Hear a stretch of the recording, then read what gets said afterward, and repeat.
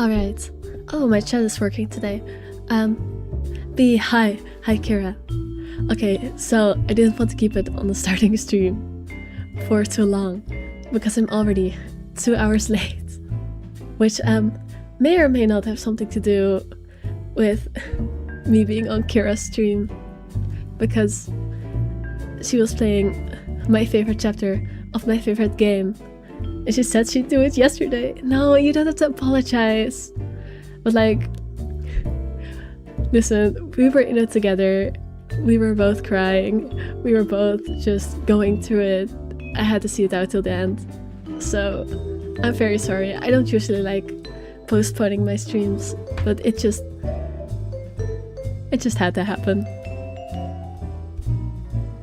But yeah. I have to like switch gears mentally now. And what were you guys playing?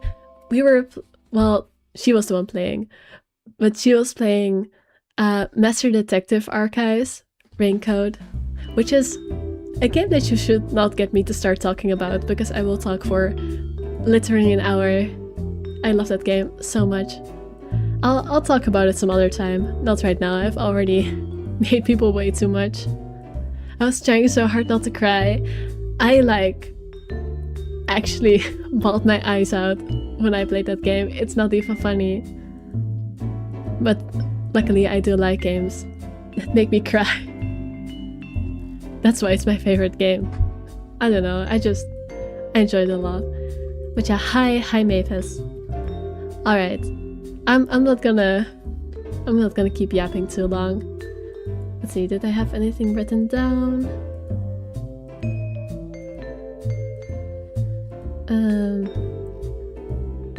Oh right, I did want to ask. Mavis, you know this game, right? Sort of. The letter, I mean. It said on the Steam page that it has racial slurs in it, and I just want to confirm before I start. It's not like super offensive, right? Like, obviously slurs are always bad, but I don't want to play a game if it's like really, really bad. Sort of, yeah. But is it like... It does? You haven't seen it? Well, I'll take that as a good thing if you haven't seen it be bad. It says on the Steam page, like in the warnings, it says, hold on, I'm scrolling down now.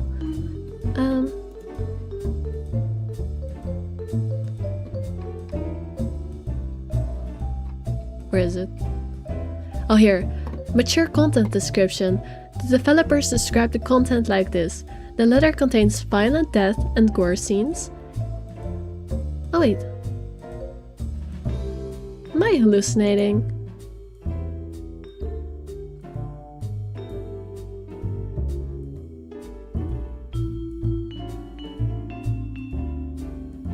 Huh. Maybe it's in the...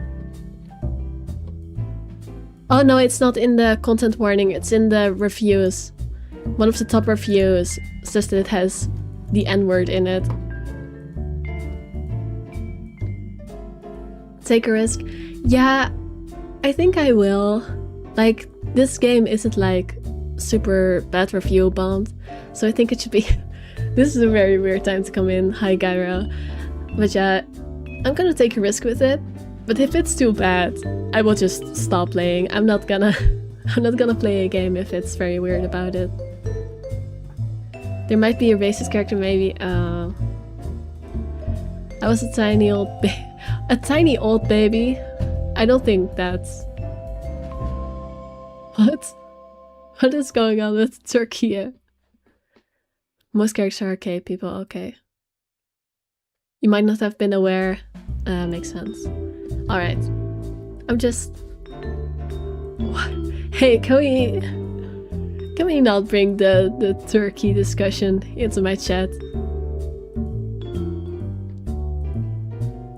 Let's not bring Turkish politics in here, please. I have no politics rule. Even though I know you were both Turkish, but like, no politics, please. Sorry, dear. It's alright. I know you don't mean harm, but just don't. Alright, I'll start the game. I don't wanna...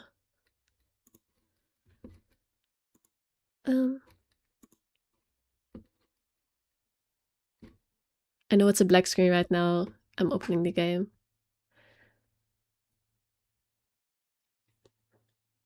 Sexual themes? Well, at least as long as they don't show anything, it's fine, I guess. Is the audio good? Please let me know.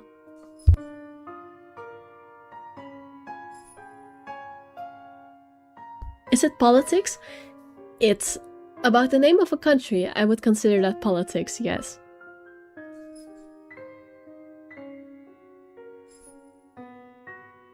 Can you talk? I'm talking. I'm talking now. I'm doing my talkies. How is it? Sound is good? Okay. Good. I haven't like done a test start of the game or anything, so we're just gonna get into it blind. Sounds good. Okay. Let's see what this game is all about. Oh my god, that scared me so bad. Oh my Jesus. Oh god, that gave me a really bad jump scare already. Oh no. Oh no. Oh no.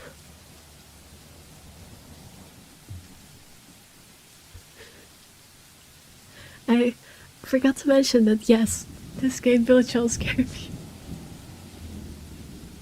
You did tell me. You did warn me. This game, yeah. Oh, this is not gonna be good. I can get through the jump scares in Five Nights at Freddy's because I like know they're coming and they're all cheap with no build up. But this is going to be bad. Alright. We power through. The Ermengarde? Is it pronounced Ermengarde? The Ermengarde Mansion. It was built for Lord William and Lady Elizabeth Ermengarde of Luxbourne, humble ambassadors of peace and beloved by their people. These are not easy names. Could they not have made easier names? My headset was still loud, my ears. Was it really loud? I hope not. It was not very loud for me, but I still got scared. It's not constant jump scares, but that honestly makes it worse, because then I don't know when they're coming. Both are well known for their compassion and generosity, never failing to extend a helping hand to anyone in need. Under their influence and wealth, what was once a small, sleepy village grew to a prosperous and bustling town.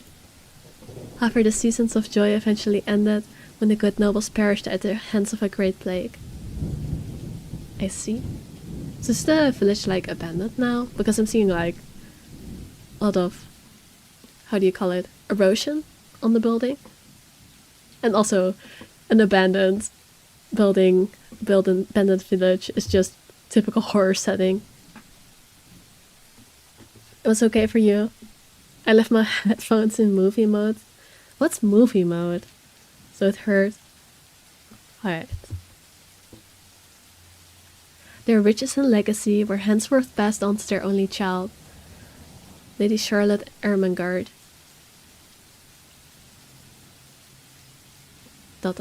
Please don't jump scare me.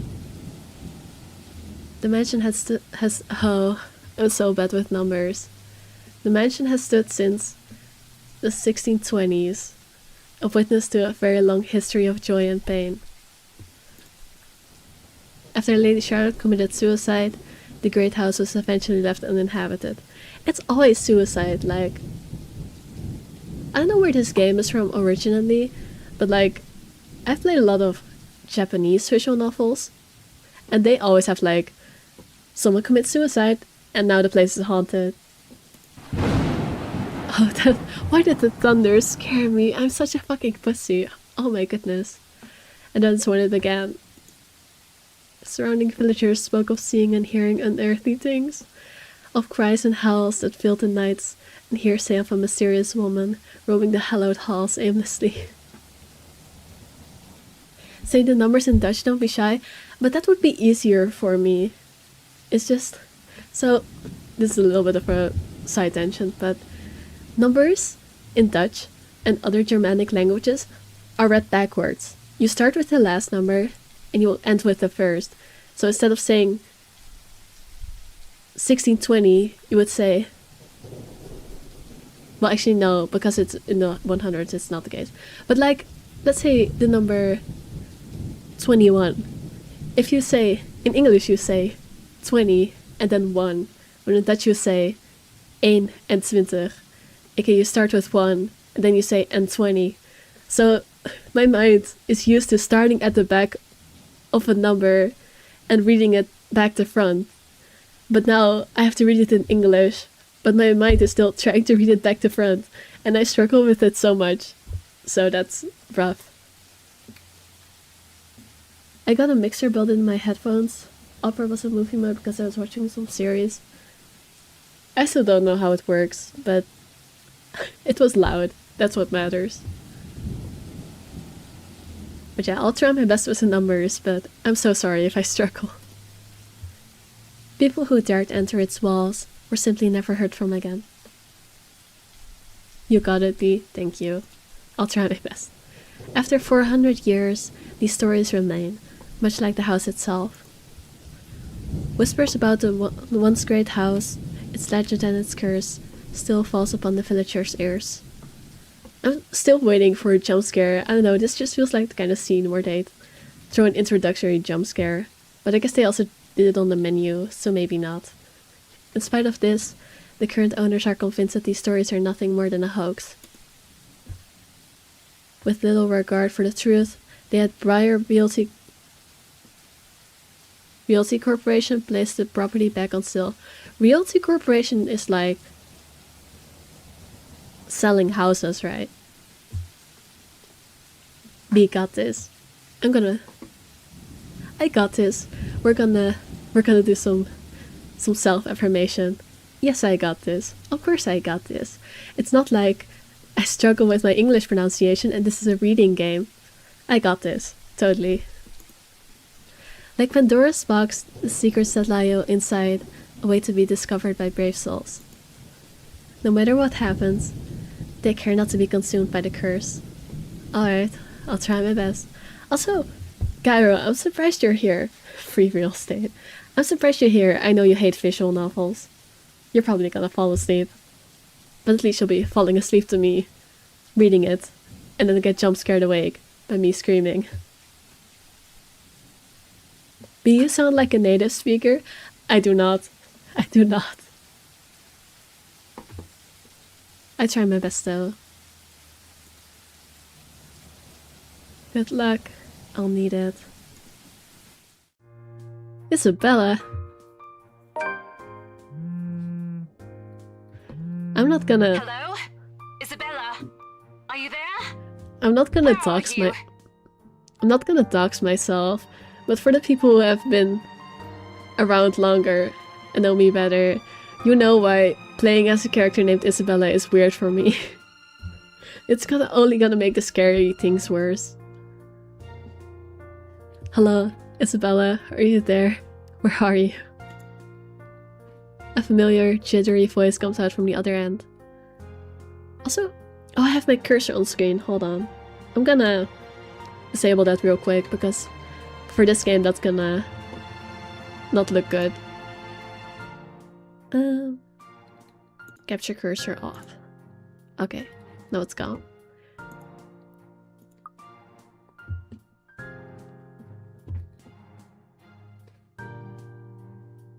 They're like a group of characters you will play as. Yeah, I know. But we're starting off with this one. Oh, hey Rose! I'm at St. Goretti High. What's the matter? I'm not gonna read the lines that are already voiced. You don't need me to. Also, what kind of name is St. Goretti High? What do you mean, what's the matter? Oh, why is she British? It's a mansion, silly. I'm here and you're late. Oh god, her. Oh. I see, I have to prepare myself. Jeez, we're on shift together. You promised. A shift? At a mansion? Like as cleaners? Or... Oh my god, please don't tell me you forgot. You were planning on leaving me to check this place out on my own, weren't you? Why do you have shift for checking out a place? You chickened out!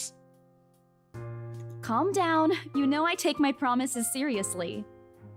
I'd like to believe that. So hurry up and get here. Alright, calm down. This place is huge. A bit too quiet since no one's Why did lived you here go since, in like, yourself forever, before but calling? Beautiful Like, nonetheless. just call from outside, jeez. Why are you so surprised? This isn't the first time you've Oh, been they've there. been before. Okay, that makes more sense.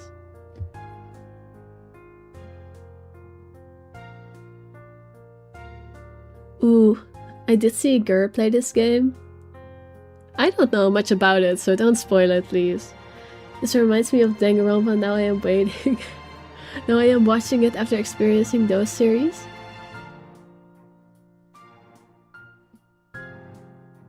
You know what I want to say. You know I want to say, continue Danganronpa. No spoils, good. You know I want to say, you should continue Danganronpa, but I also don't want to be annoying about it. But also, you did kind of start it and leave me hanging. So, shrug.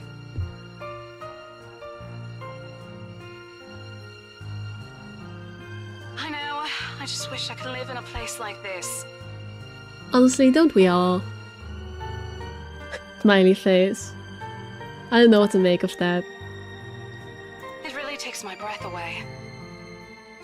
Yeah, well, I wouldn't be so sure about that. Not after the rumors that say it's haunted. In this economy, I take a haunted house. Jeez, never mind those rumors. Ghosts aren't real after all. And even That's if they what are, all which they horror are protagonists not, say. they can't do anything. I mean, that depends on the lore you go with. They're nothing but spirits. You don't know that! They might be listening or watching right now, and they might not be happy with you enough to curse you. They might not be happy with you enough to curse you. Oh, okay. I had to read that line like twice. No offense, sweetie, but that's a bit of a stretch. Sweetie. So British. Believe it or not, it's better to be careful. Right. You know, not every property we sell will end up with a dead body stuffed Oh, in a sofa. are they the realtors? Is that what they're called? Realtors? Do they sell properties? But they're in high school. Realtors don't hire high schoolers. And I think that mansion is where we'll likely find another one. I can feel it. That was one time, Isabella. Loosen up. Just one body. That's not something to be concerned about. Wait, just get here ASAP, please. I'm getting bored Or being is here it like on my own. in another place? Are they in high school? Mavis, I want you to look at what you're seeing on your screen right now. I want you to look at the background behind the text right now. Are they in high school? Oh, I don't know. Maybe the high school desks, or the fact that there's a sports day and career day poster. Are they in high school? I don't know. It's a mystery. It's a question no one can answer. Yes, she is in high school. She is in high school. Fine, fine. Let me just finish up here. I'll be right there soon. Okay, see you. Bye. She hangs up before I can respond. Rose, still as charming as ever. Who was that? Oh, she's cute. Oh, there's slight animation in the hair. That's nice. I'll be lurking. B. Okay. I look up from my phone to see Rebecca. Becca, giving me a questioning look. Oh, that? It's just Rose. The one who trained you. Okay, she didn't finish the sentence. The one who trained you for your job back when you started. Skull emoji. You did it to yourself.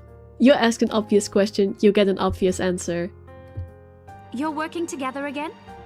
Just for this property. We've been scoping out that big mansion down Anselm Village after the renovations. These town names are just killing me. Today is sort of its grand opening to the public. The RC wants to give it one last check Yeah, before okay, we let they potential do. buyers tour it this afternoon. They do work for the realtor office.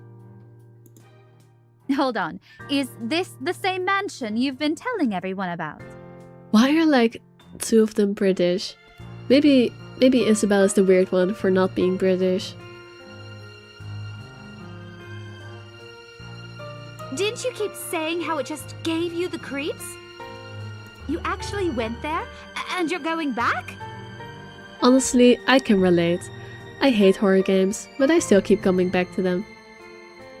I feel like this is directed at me. I feel like I'm guilty of this. Well, I did promise Rose I wouldn't ditch her. And besides, a job is a job. Gotta do what you gotta do Is to make Becca a living. British? She does have a British accent. I don't know if the character is British, but the voice actor is. Also, I love that the character Becca has roses on her shirt, but the character Rose doesn't. Like, sorry, that's not important. That's just me being silly. And besides, job's a job. Gotta do what you gotta do to make a living. Real. As soon as those words leave my mouth, Becca lets out a soft chuckle. What's so funny? She has a slight accent, yeah. What's so funny? Nothing. It's just that I didn't expect you to say that. Coming from you, it sounds so out of character. Why, are we a rich girl? Are we lazy? I mean, no offense, but you've been freaking out ever since you got assigned to it. I honestly thought you'd back out. Not Nope, all she's the just time. calling us a I chicken. could really use a huge amount of cash right now, and this is just the fastest way to get it. Okay, so she's definitely not rich. Plus, listen to this. Briar Realty wants it sold as soon as possible, and the agent who lands the deal is going to get a huge bonus. Again, I've never heard of a realtor office that hires minors, but whatever. I mean, she could be 18, I guess. But she's still in high school. They never give bonuses like that. Getting that would make life so much easier. They're desperate, I'm desperate, it's perfect. A sympathetic look crosses her face. You know, if you're really in urgent need of money, you could have just asked me. Okay, so she's the rich girl. Okay, got it. Or Ashton. Ashton? We can always let you borrow, and you can pay us back whenever. Don't borrow money, kids. It always has consequences. Why does it mouth? Did I say something? I have to keep myself from groaning out loud. In the years I've known her, I can already tell what to expect once she has that expression. Oh, is she the kind that, like, pities her? Oh, that's the worst. Becca! I've noticed that you've been living off instant noodles these past few weeks. Yeah, probably. She crosses her arms and grimaces at the thought. No, you are good. Okay.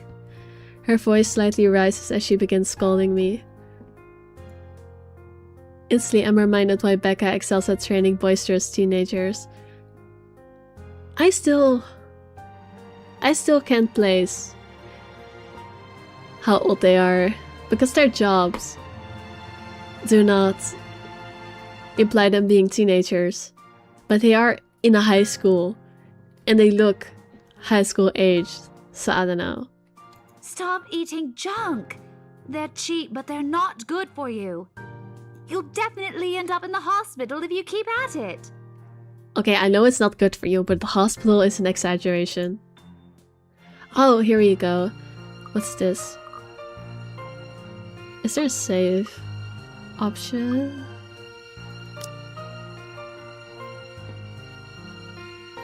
Nope. Relationship. Oh, this is just a classic. Okay. Here, save. I don't know if this game will have enough save files for all the options. I'm someone who likes to save at every option. This back look, okay. You're not my mom. That's such a...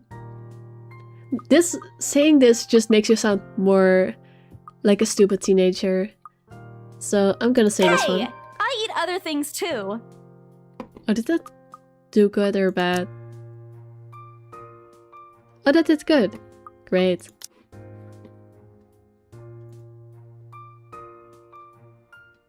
I don't know if I want to be friendly with her, but generally, it's a good thing to be on good terms, right?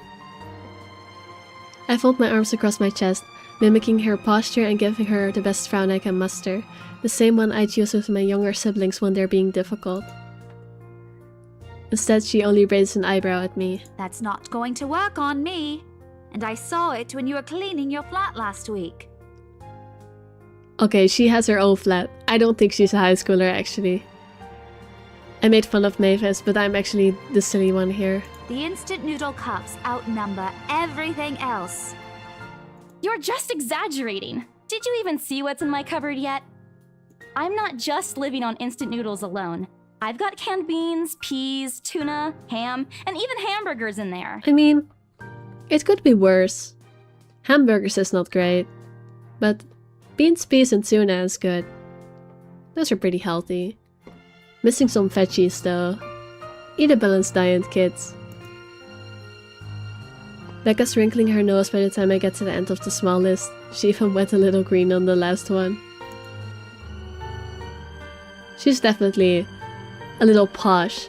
Maybe that's why they made her British. Just so she's posh. All British people are posh. I would have laughed a little at that if I didn't know it would only lead to more reprimands from her.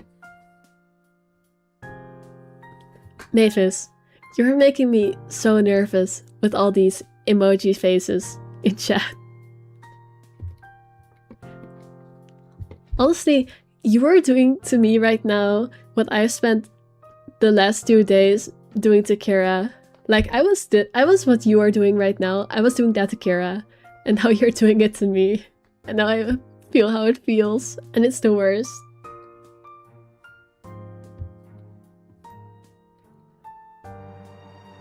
Aren't those the same ones you won from the grocer's raffle more than a year ago? Oh. I sincerely hope you're checking the date stamps on those things before eating them. A repeat of last A year. repeat of last year. Oh boy. I'm just laughing at the high schooler thing.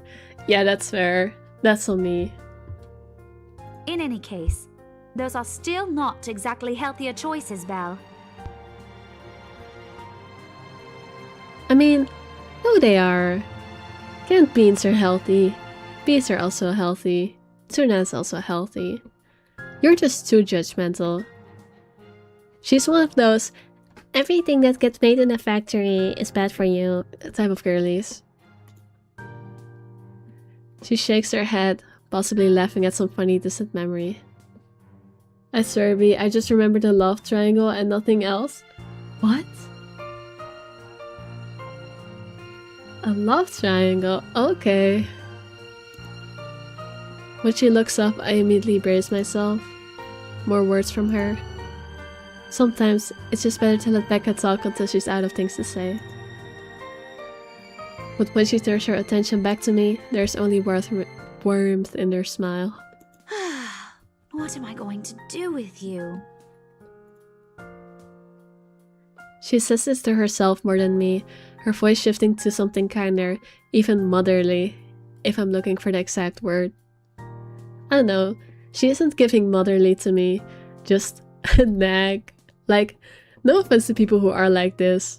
Even I am a little like this. But I wouldn't call this motherly. I hope you know that it's impossible not to worry about you when you're like this. You don't have to keep eating the same thing. Hey, some people just don't do well with certain foods. You don't have to be that judgmental about it. Didn't I tell you before? You're always free to reheat my leftovers. Thanks, Becca. So I eating really expired appreciate food it, is but you don't definitely need to bad. keep Don't do babying that. me. It's fair to judge someone for expired food. That goes beyond just being a picky eater. You've been taking care of me since after I moved here. You have to take a break sometime. And before you ask again, no. You know I'm not a fan of borrowing money. As she should be. And I'm not going to ask you to give me what you earned hard for yourself. You and your pride. But suit yourself. The offer stays on the table, though. I nod in response, if only to get her to drop the topic. But I'm pretty certain I will never take that offer. Ever. It has nothing to do with pride. I've simply seen plenty of times how friendships can take turns for the worst just because of a few unpaid debts. That's some wisdom being spilled right here. I don't want something like that to happen between me and Becca. We may argue about a lot of small, petty things, but she already feels like a real sister to me. I don't want to lose that friendship over something so trivial. Becca's movements, when she takes a quick glance at something behind me, snaps me out of my thoughts. Oh, I'm so paranoid. Just the mention of something behind me makes me like tense up. My jump scare senses are on hyper alert. I just checked their wikis. Wanna know where Becca is from? Yeah, sure.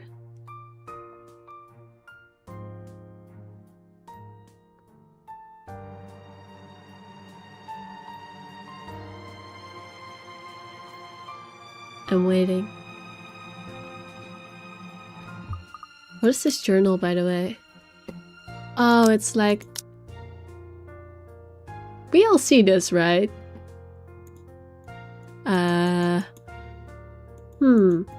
This is, by the way, the note I used for my thumbnail. I just erased all this and wrote over it. But yeah, that's not concerning at all. Huh. Oh, we have Profos. Oh. Well, that solves these issues. Okay, so she's 20. She's not in high school. She's Scottish? I mean, she doesn't sound Scottish. But Scottish people can just have a British accent. So, fair enough. I see, so she's Filipino. I'm not gonna read all this. I'll believe it. She is an estate agent. Why do they list religion? That's not one you usually see in profiles for these games. But I guess, like, how do I put this in a respectful way? A lot of games are very scared of touching on religions and how they would interact with, like, ghosts and stuff. So I get why they're not there. But it will be interesting if this game has the balls to touch, like, the religious part. Not a fine arts graduate. I mean, she's an estate agent. She's doing well for herself. Also, the having 5 names is very Roman Catholic indeed. Oh, I can't access these yet.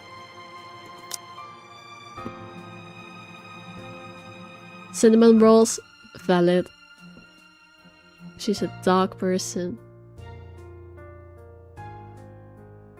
What does this say? I'm not gonna try reading that. I said I wouldn't read it, but I'm reading it anyway. She's from a big family. Yeah, her family isn't rich.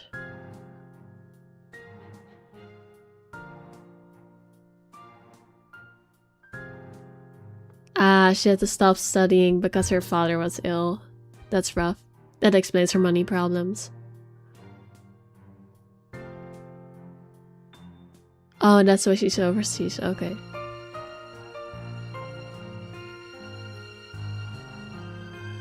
Rose is her mentor.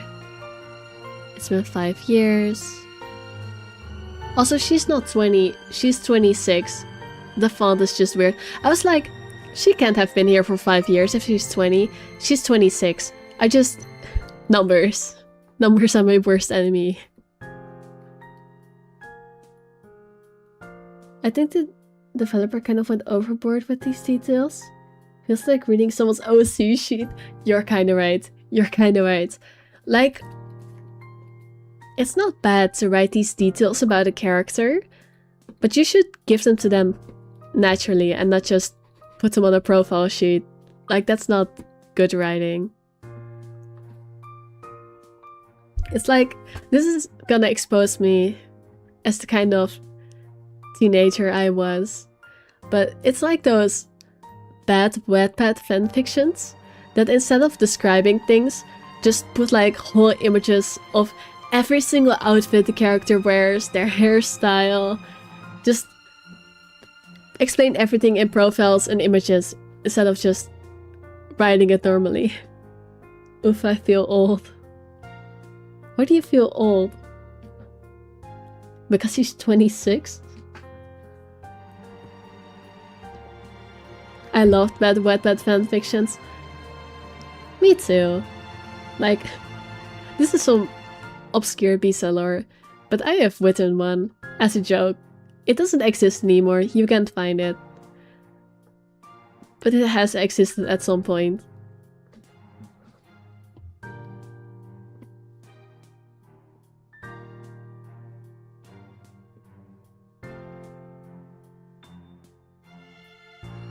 I don't know who Ashton and Zachary are, so I'm not gonna bother thinking about that.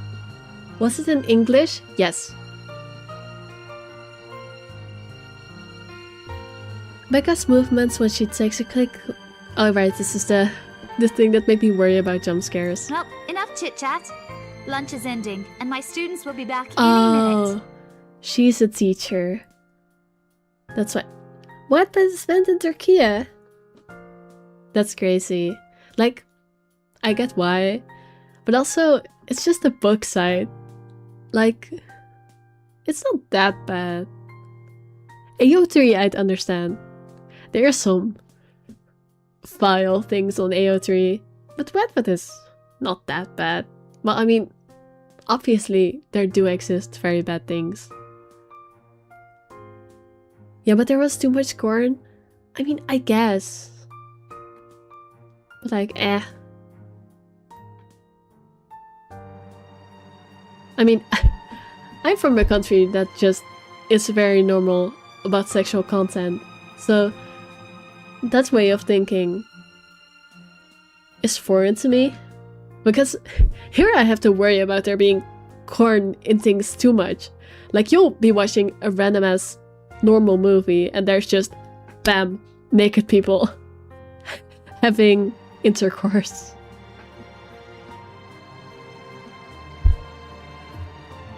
We can catch up later. Okay. Good luck with your clients. You better treat us to lunch or something if you get that sale. She literally just said that she is short on money and you're making her treat you to lunch? That's crazy. You bet!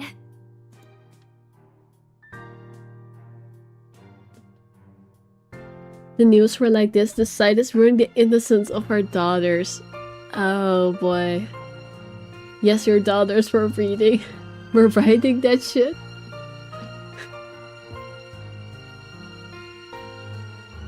Let the children have their Wattpad. It's a forming experience. They need it.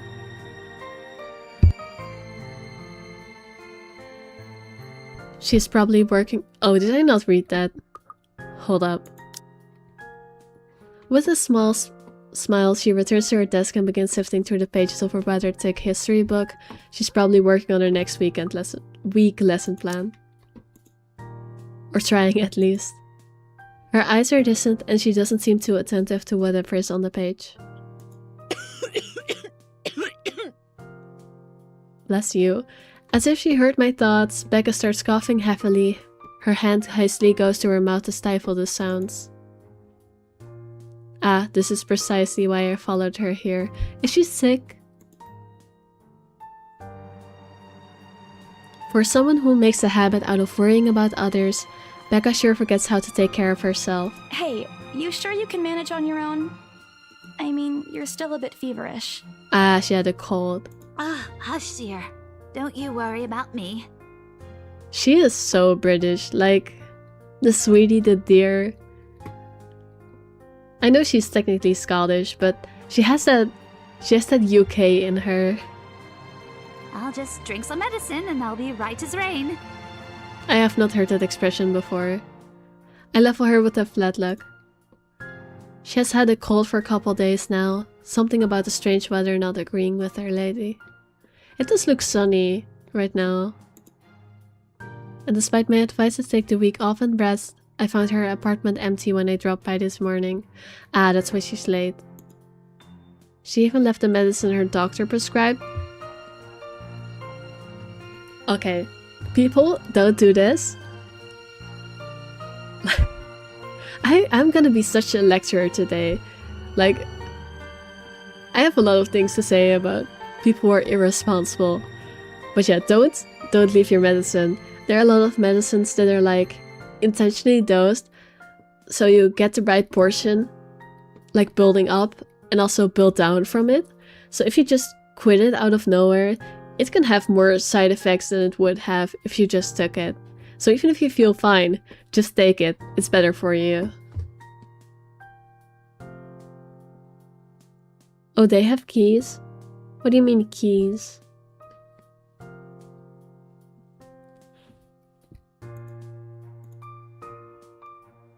Look who's being stubborn now. You shouldn't even be working right now. Seriously, you big baby. I'll be fine. That's For just now, a psych go student to thing work to and say. Stop making that Rose girl wait for you. Yeah, it is. But honestly, I was already like this before I became a psych student. It's just a me thing as well. But I guess I was the one who chose to be a psych student, so it makes sense that it was already like a thing I do. To reach others' places, I meant ah.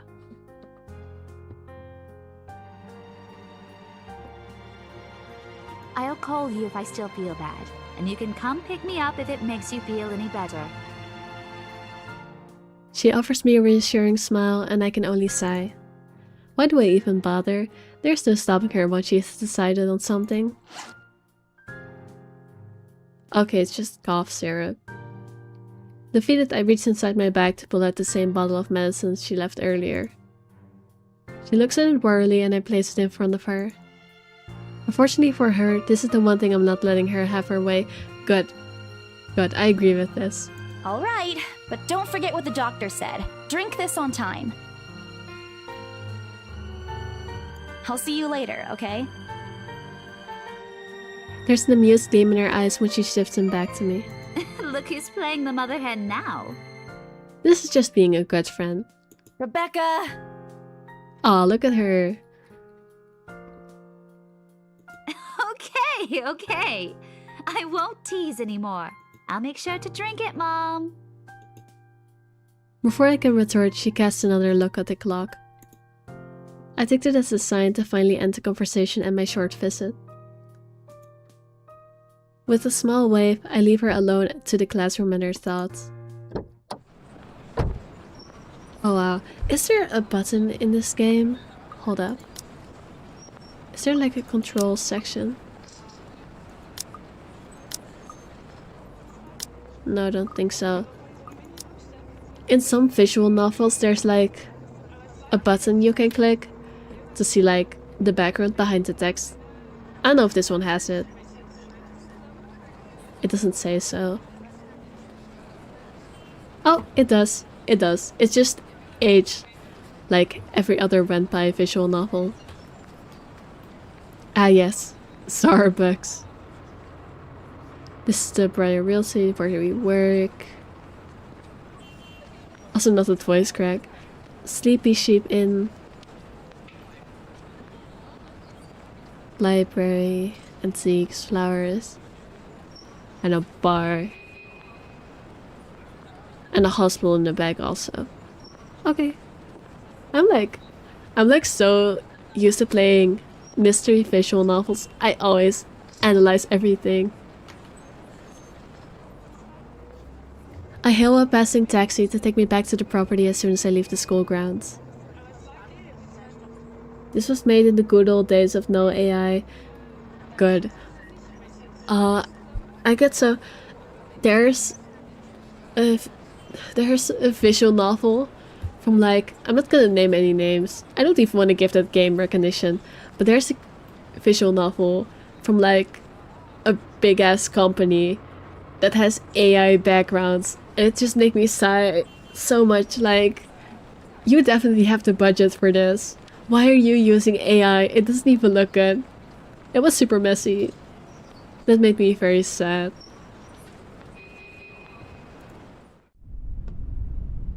Why is it quiet now?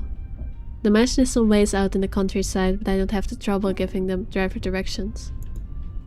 Apparently everyone in Luxborn City knows of it, including every bit of rumor around the place. I'm not reading this correctly. It's surrounding the place. I'm so sorry that I'm reading things wrong. In fact, just the mention of its name is enough for locals to give you cautious, sidelong glances. I learned that the hard way the first time I commuted there, and only boosted my belief that there's something more to the house. Even the news of it being renovated and placed back up the market has caused quite a stir. Thankfully it died down a few weeks later. The place would have become a lot harder to sell otherwise. I averted my eyes from the window once the building shrank in the distance. We get a glimpse of the countryside soon, although a quick glance at my watch tells me we're still a good few minutes away from our destination. Might as well get some work done. Rose did ask me to review the Mansion's documents. I already looked them over last night, but you never know when things may go wrong. Life has a way of messing things up like that. Honestly, I would too. I hate being underprepared. Halfway through reading the papers, my phone rings again.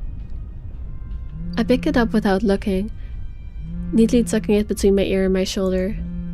It's probably just Rose again anyway. Why should it be like a super haunted phone call? Rose? Oh, nope, it's someone else. Guess again. Guess again. That voice. Ash. Bingo. Oh, I can already tell this character is going to be like an annoying dude, bro, isn't he? Hey, what's up? Just checking if you're still cool later this evening. Oh yeah, you're still cool. Oh, this guy gives like frat boy energy. You mean that thing with Zach? Yeah. He even called in the middle of the night just to remind me. No, don't worry. I didn't He has forget. like that. I'll be there. He has that TikTok e-boy, like forcibly putting a rasp on your words type of pronunciation. You get what I mean? Sasuke. Cool. I'll see you later. What time do you get off?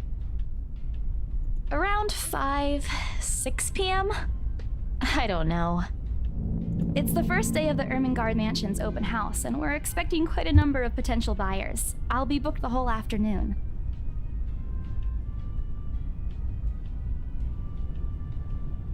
Yes, before e-boys were a thing, Ash was here. Oh, I'm honestly not happy that I got the correct impression. It makes me think of his character badly. Like, I don't know. Just not characters I like usually. It's not my favorite archetype. Ermengarde Mansion? You know, the big Jacobean mansion at Anselm Village? Jacoby? I'm on my way there right now, actually. On your own? Yeah, well, Rose is already there, but yeah. No, he's just a bit edgy if I remember correctly. Oh, he's actually like an e-boy. Like, not just a dude bro, but like actually an e-boy. Okay, I see. I mean, the picture does match that impression. I see. Looks like the scaredy cat finally toughened up. Shut up! Is there elevator music playing in the background? I'm not hallucinating that, am I? It's very quiet, like actually really quiet. But I'm hearing like the Mimi elevator music. Ash chuckles and I can't help but roll my eyes upon hearing it. I'll see you later. Drop me a call when you're done. I'll see if I can pick you up. I heard that too. Okay, good, I'm not hallucinating. Whatever. Bye. Stupid asshole. Nice. Always teasing me whenever he sees a chance. I'll show him mood stuff. Oh, it actually looks alright now. It takes a few more minutes until I finally reach the infamous mansion. Oh, do we have his profile now? Nope. Oh, we have a timeline. Why are there days before? I guess something might have happened that's not very good the days before. Because the fact that they're here means they're going to be important.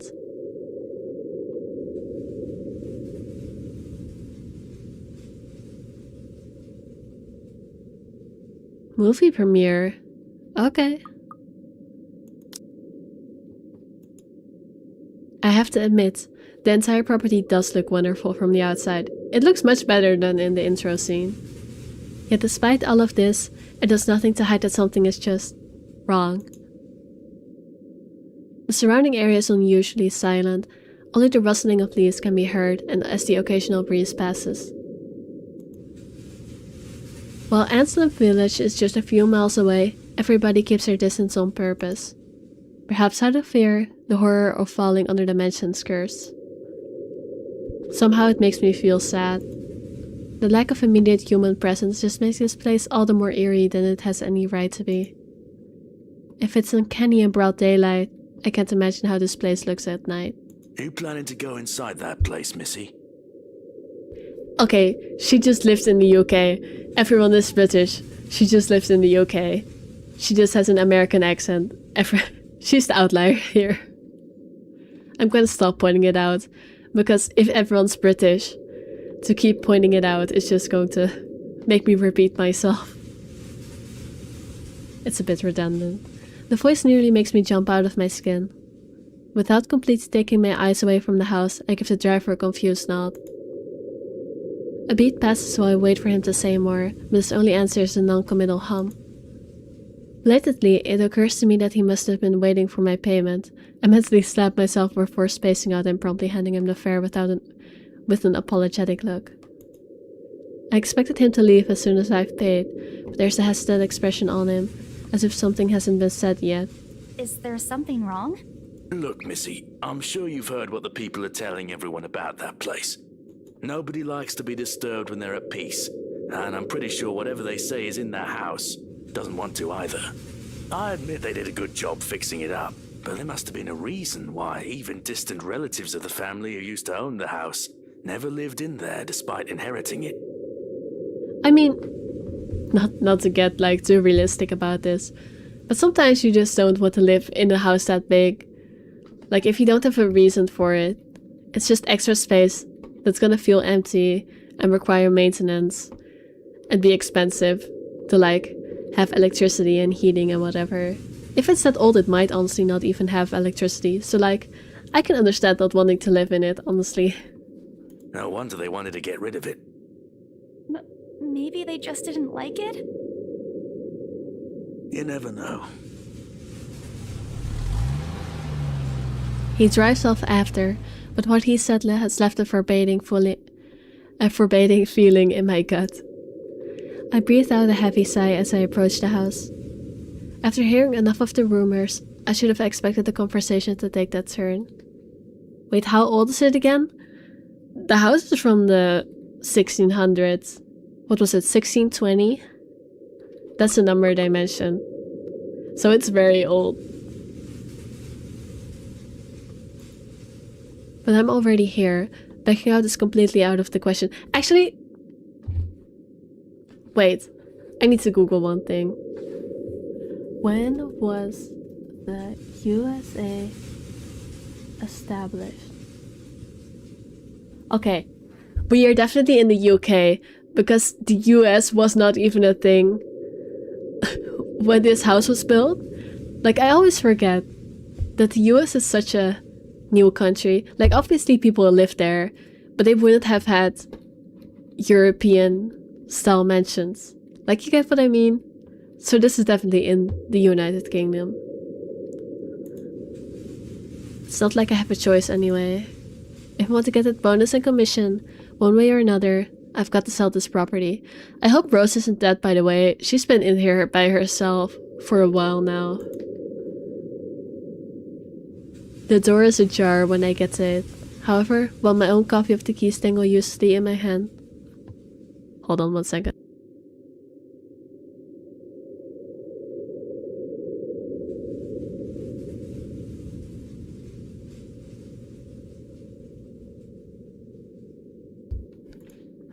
Rose must have left it open when she arrived. That's weird. Oh, she's so dead. She's so dead. Also, she does not have a profile page. Notice how she does not have a profile page.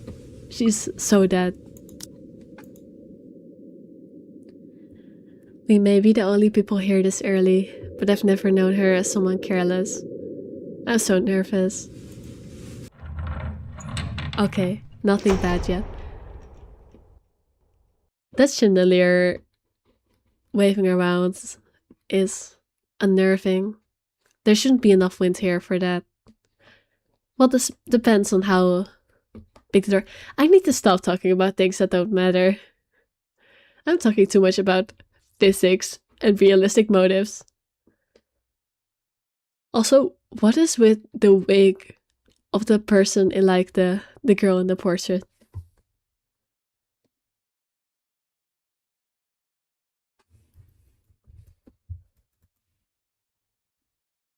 I love the slight movement in the backgrounds. Yeah, it's quite fancy. Like, the sprites are animated, the movement in the backgrounds. It looks very nice. Though, to be fair, I think this is technically a remake. Like, it's not the old version. This is the updated version. What do you mean it's obviously real hair? Yeah, the hyper strawberry blonde, yeah.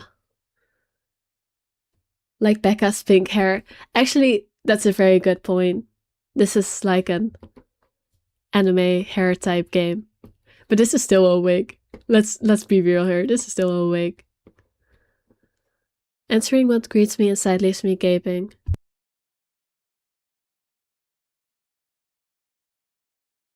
They've cleaned every corner, waxed the floor, dusted the antiques, searched every nook, cranny, and crevice, and made it spick and span.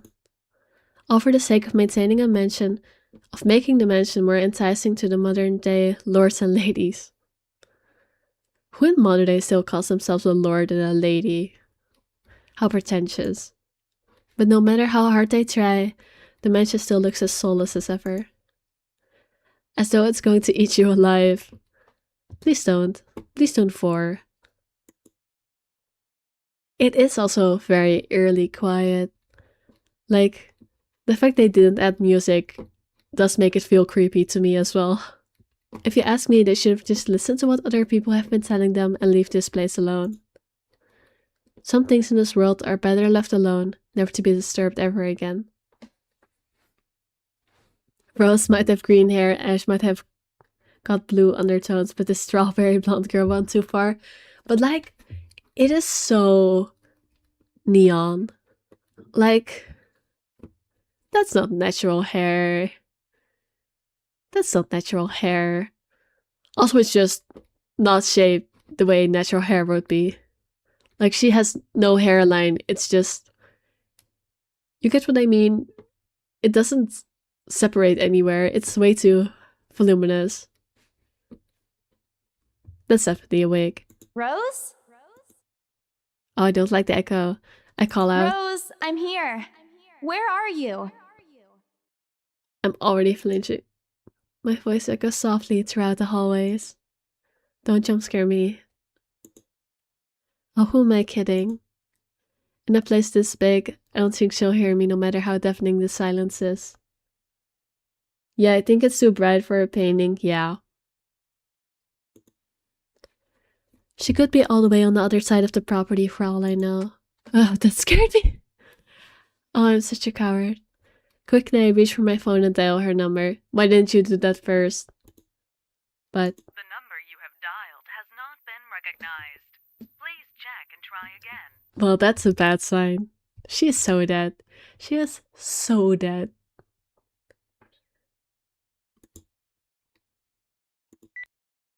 What do you mean has not been recognized? We were just talking a while ago. It looks like she has been eaten by the house, right? Or... Don't jump scare me, don't jump scare me. Or maybe the ghost did hear us talking and spirited her away. Right? Right? ... No, Isabella, don't be ridiculous. She probably just wandered in deeper into the house and lost signal or something. Not the phone startling me again. I mean, I guess the service might be bad here, it's an old house. Fair. I doubt, but it's a horror game. Like, that would be the realistic answer. But in the meta of a horror game, she is so dead. I dial her number again, hoping the call will connect this time. The number you have dialed has not been But to no avail. Oh boy. I have a very bad feeling about this. Me too, girly pop. Me too. Me too. Rose? If you can hear me, please come out. Come on, Rose! This isn't funny! You know this place gives me the creeps. No answer. This isn't going to work. This place is big. She could be anywhere. I need to start looking for her. I take a deep breath before venturing deeper into the mansion.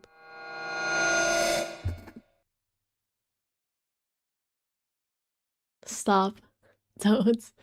Maybe I should have played this game once I had like an animated model, because you can't see what I am doing right now, but this noise made me like turn in my chair, hands to my chest, like leaning as far away from the screen as I can.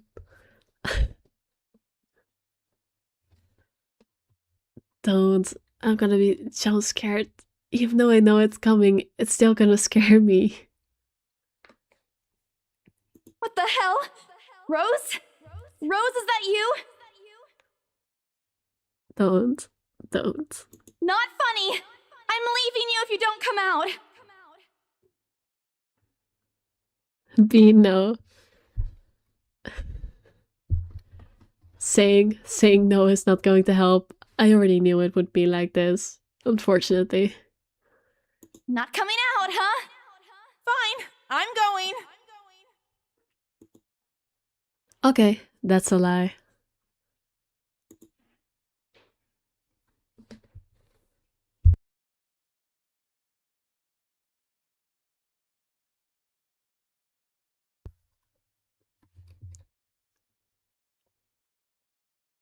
She's my friend. I can't really leave until I know she's alright. Growing desperate, I tried to contact her number again. Come on, please give me something. Please, Lord. Alright, she is Catholic, huh?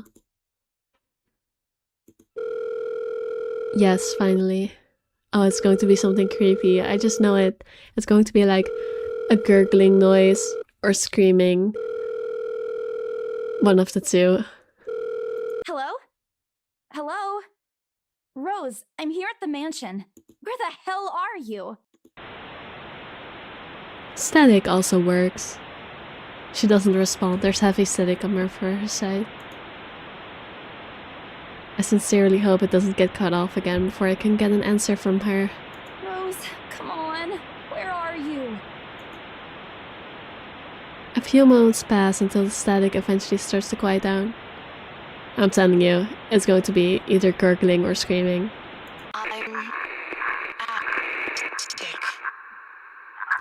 I'm gonna count it as gurgling. That sounds like gurgling enough to me. I know these games. I can predict them. What? The attic? Why? Crap. It got cut off. Not in the image. It's still going on the time on my screen. That's a weird little detail. Man, do I really need to go there? With how deep inside the mansion the attic is, there's barely any signal there. No wonder I can't contact her. But why is she there? Out of all places, she just has to go to make me go fetch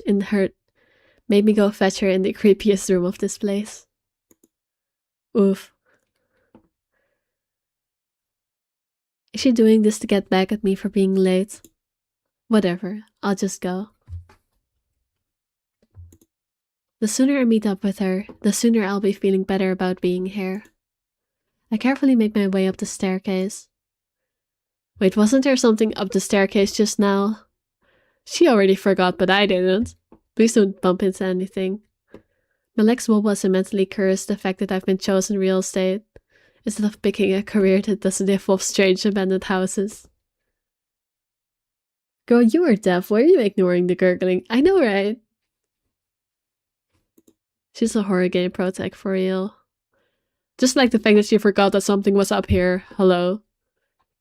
Upon reaching the top, the grand hallway greets me. Oh, I need to stop flinching at literally everything. It branches out to two major wings of the mansion, East and West Wing.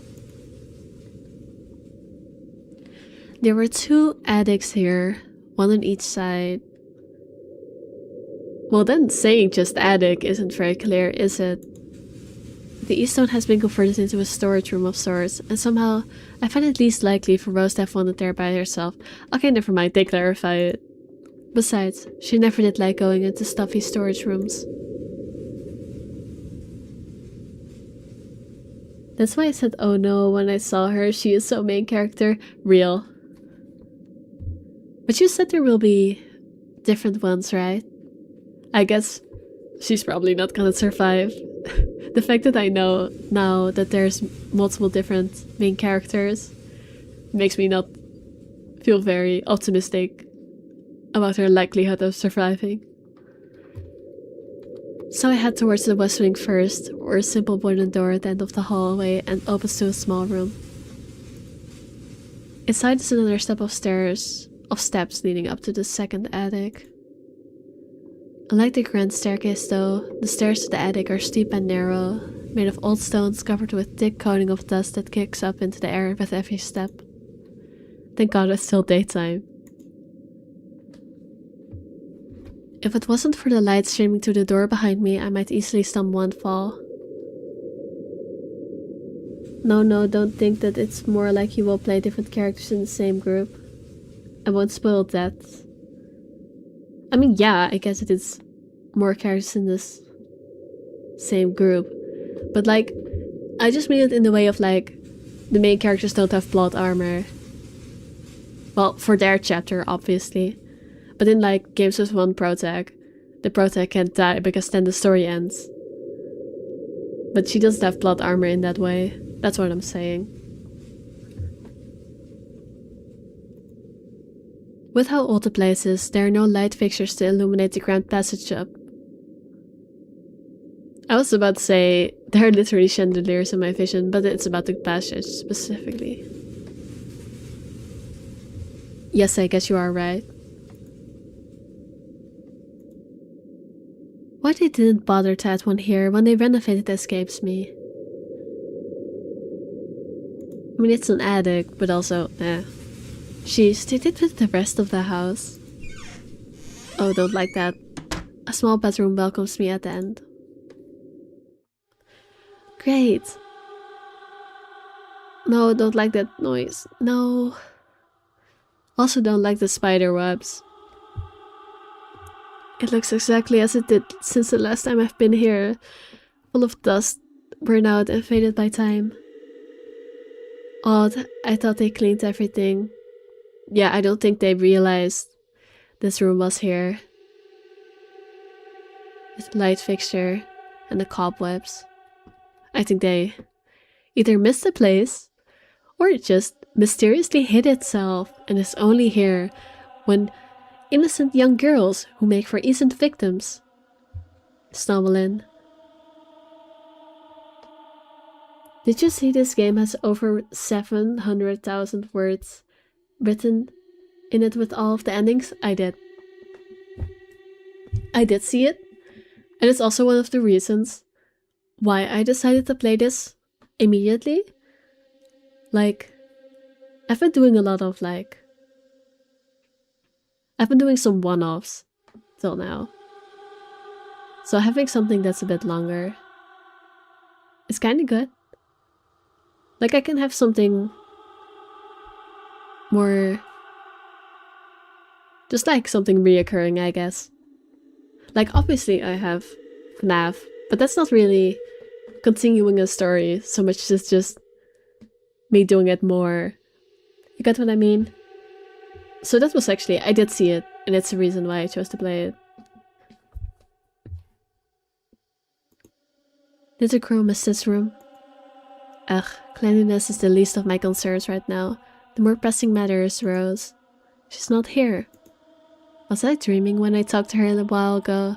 Did I mishear her? There's a chest in the room. You should check in the chest, but also you shouldn't, because it's probably a corpse. No, it couldn't have been a dream. After all, the creepy ambience of this estate is doing such a remarkable job of making sure I stay alert and awake. I'm sure she said she's here. Is this a prank? Or maybe this phone call was Rose's last message to me before the curse got to her. Honestly, maybe, but honestly, I would think it more likely that it wasn't her last message, so much as it was her already being gone, and the ghost being like, "Come over here, you won't die at all, nothing bad will happen, just come over here."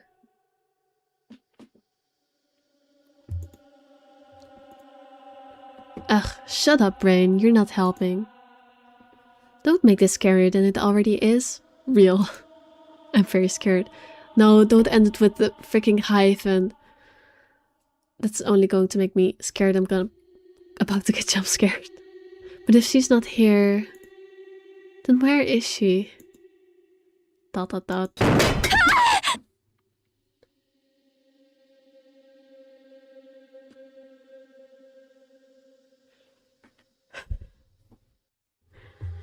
You can't see what I just did, but I did what I did earlier with me turning my chair and crouching in on myself, but 20 times faster and more extreme and more startled.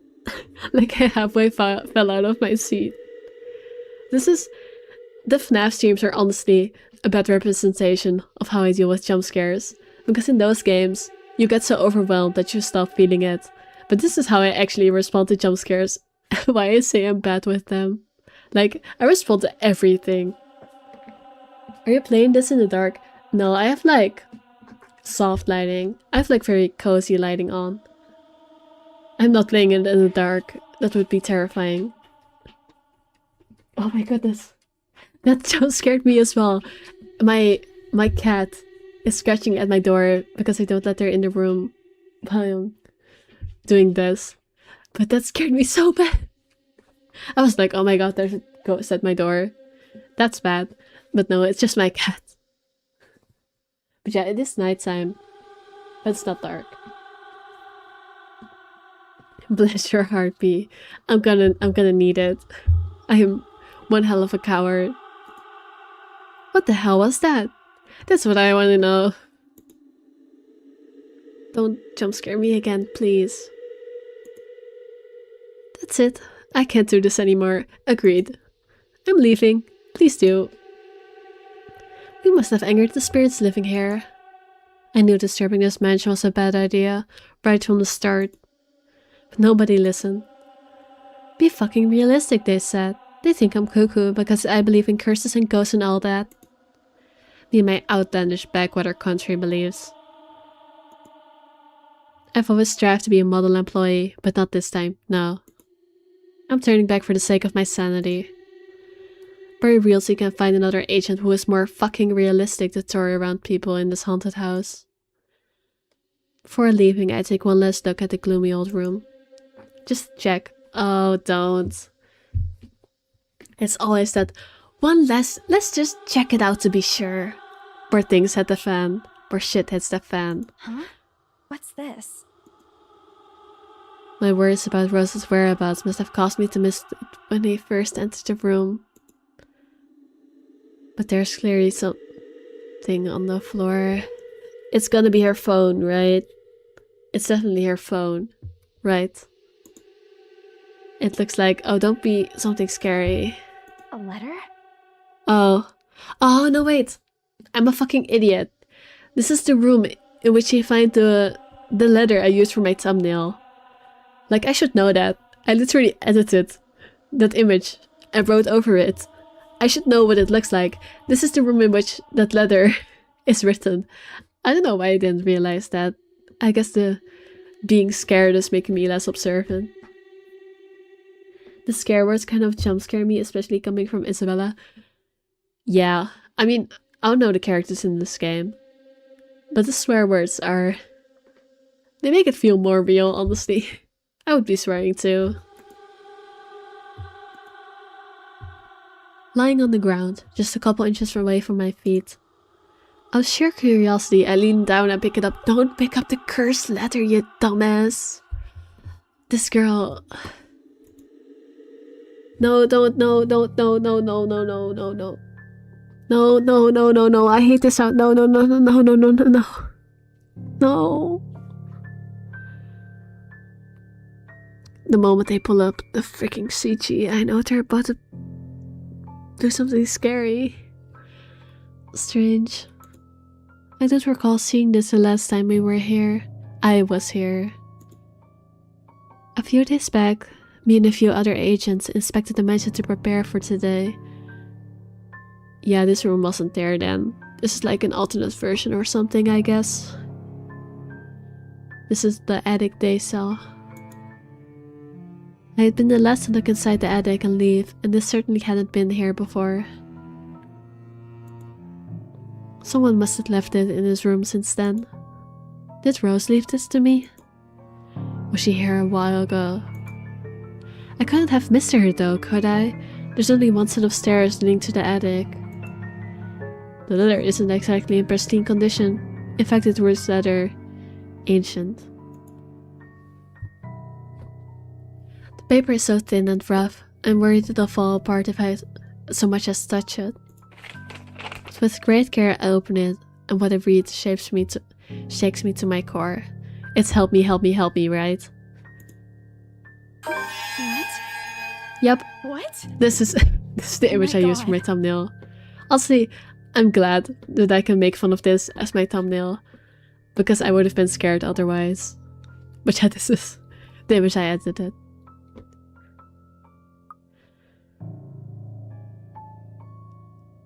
What are all these achievements, by the way? They keep popping up, but I don't know what they mean. Nothing but the words "help me" fills the page, all of it seemingly written with a crimson-shaped pen. Come on, girl. Come on, girl. You know that's not a crimson pen. You see literally the fingerprints and everything, the smudges. How is this a pen? 12 million bees are scarier. I don't know about that. I don't know. I mean, it was written in blood in my thumbnail as well, so that would be pretty scary. I would not want to receive a blood-covered letter about bees. That would be quite ominous. But bees in general are not more scary than this. Bro, use the font to write all of the big... Use the font to write all of the help me's? Really? Oh yeah, it is a font! Wait, is it? Yeah, it is. They're all the same basic shape. Imagine using a font for it. I actually wrote myself for my thumbnail. That's my handwriting. But smudge it out a bit. No, they did use a font. There's the same lines in all of them. Well, not the lines, but all of the H's have a dot underneath. All of the L's curve the same way. It's not so much a font as it is copy-paste, I think. Lamau. Printer ink got too expensive, I guess. Yeah. Or blood. Okay, she isn't completely oblivious. I gulp. The same phrase just goes on and on until "don't jump scare me, don't do it." Ah, there's the chain letter aspect. Send this to 5 people. Or else. I miss 2016. Sorry, that's so random, but like, I miss when chain messages were a thing. I put this in my description as well, but like, it has been so long since I've seen a chain mail or chain message, and I honestly miss them. Like, they were so stupid in a funny way. But like, how would you even send a message, like a physical letter, to 5 people? Like, I get sending it to one other person, but how would you send it to 5 people? You'd have to like manually recreate it. That's kind of silly. Send this to 5 people or else. Or else what? You die, probably. Or else what? As quickly as I can, I scan the back of the paper and peep into the envelope to make sure I'm not missing out on the second page. But there's nothing. No. Oh, please, no. My hands tremble as dread creeps over me. The room is suddenly getting colder. I need to get out of here. Holding the paper in half, the sight that greets me next has me frozen on the spot. Don't be a jump scare, don't be a jump scare, don't be a jump scare.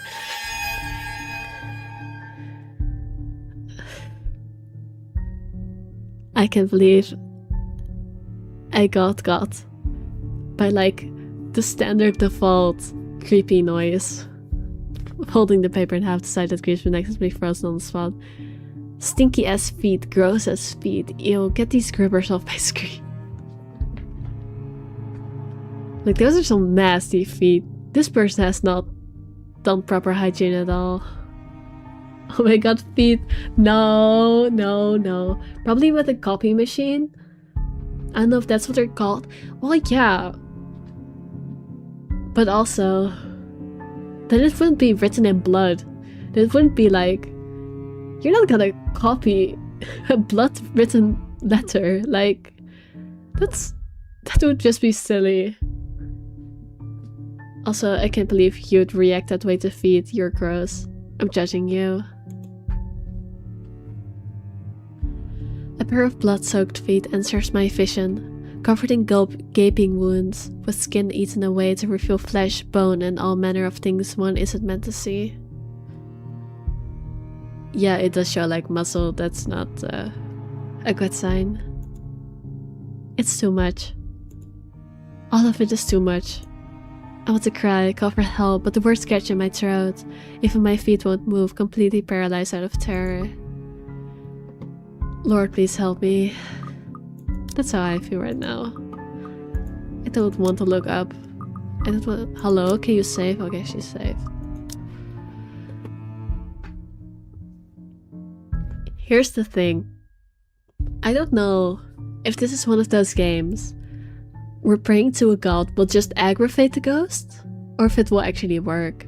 Like, are these the kinds of ghosts that are sensitive to religious imagery? Or are they the kind that hate it?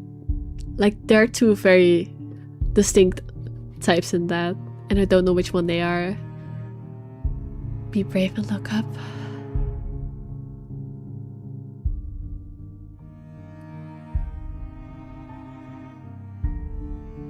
What traits do I have? I'm assuming I have like... I have relationships, obviously.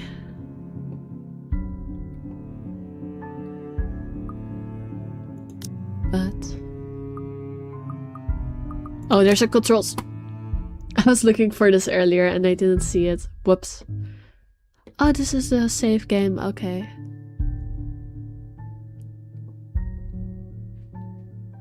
Hold on, I'm reading this real quick.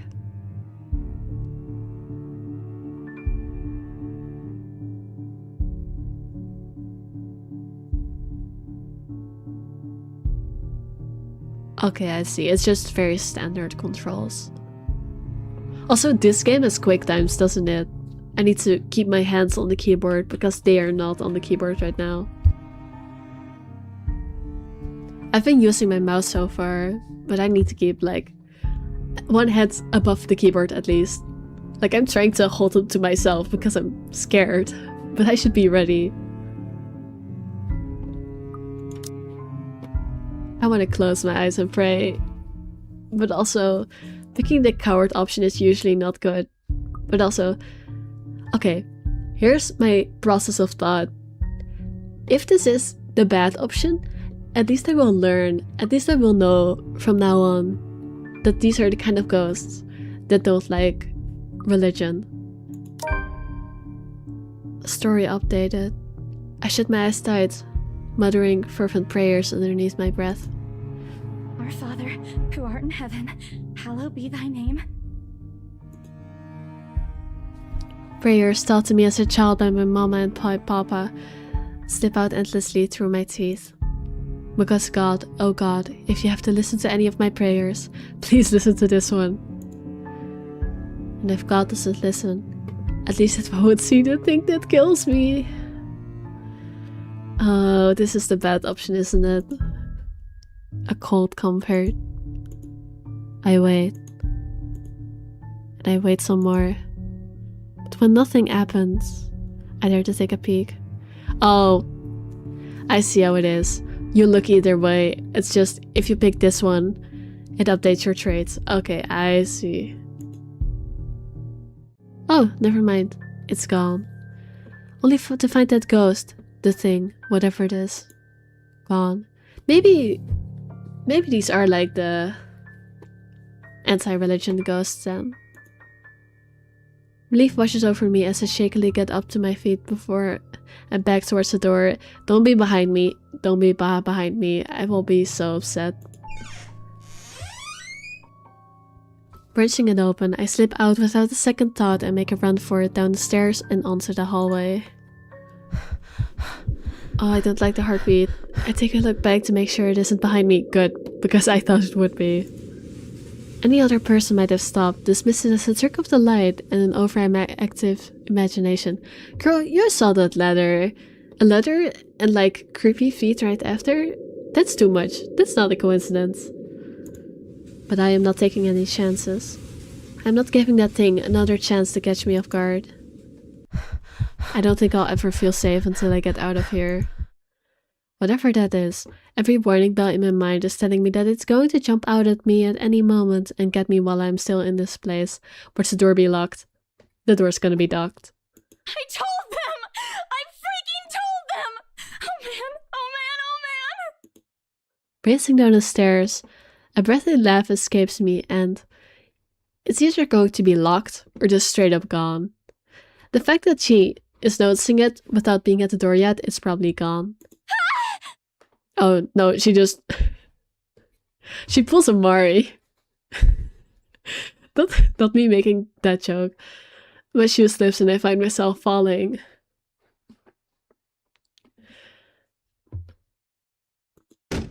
Until my back hits the ground and pain racks my body. Oh, that's not good. Oh no, no, no. Oh no. Oh no. We didn't even make it to the door. Are there anti-religion ghosts or are they the type of demon type things? I mean, I guess the anti-religion type ghosts are like demon adjacent, I guess. Like, yeah, I guess those kinds of ghosts are like kind of demon-like. It depends. They're counted as ghosts still, but technically. Why is the hand of this creature so down low? That's not good proportions. Also, what is going on with their... Oh, their foot is just broken. Oh no. Oh no. My head goes fuzzy and my vision dims as I fight to stay conscious. No. No. Go. Go. Away. Yes, please do. The last thing I see are those feet before all I know is darkness.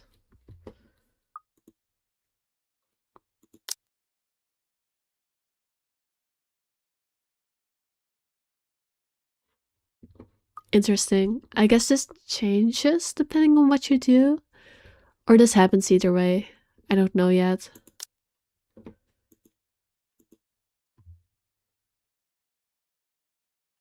Don't jump scare me. Don't you do it. A buzz breaks the silence. Are we about to see a bee? That would be delightful. That would heal me right this moment. I need some fuzzy bee comfort. I start to rouse, built into consciousness against my own will. I've never felt this tired before. I just want to sleep, but the insistent buzzing and poking and prodding isn't letting me. My old mattress may not be the comfiest of places, but that doesn't make anyone eager to wake up.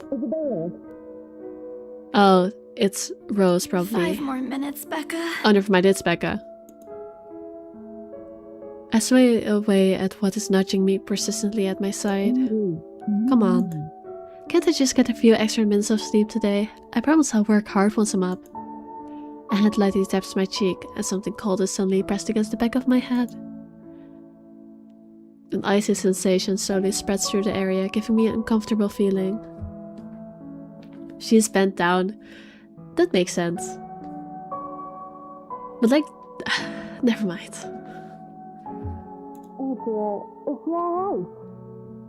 The depth didn't seem right for it to be bent down. But it might just be the art.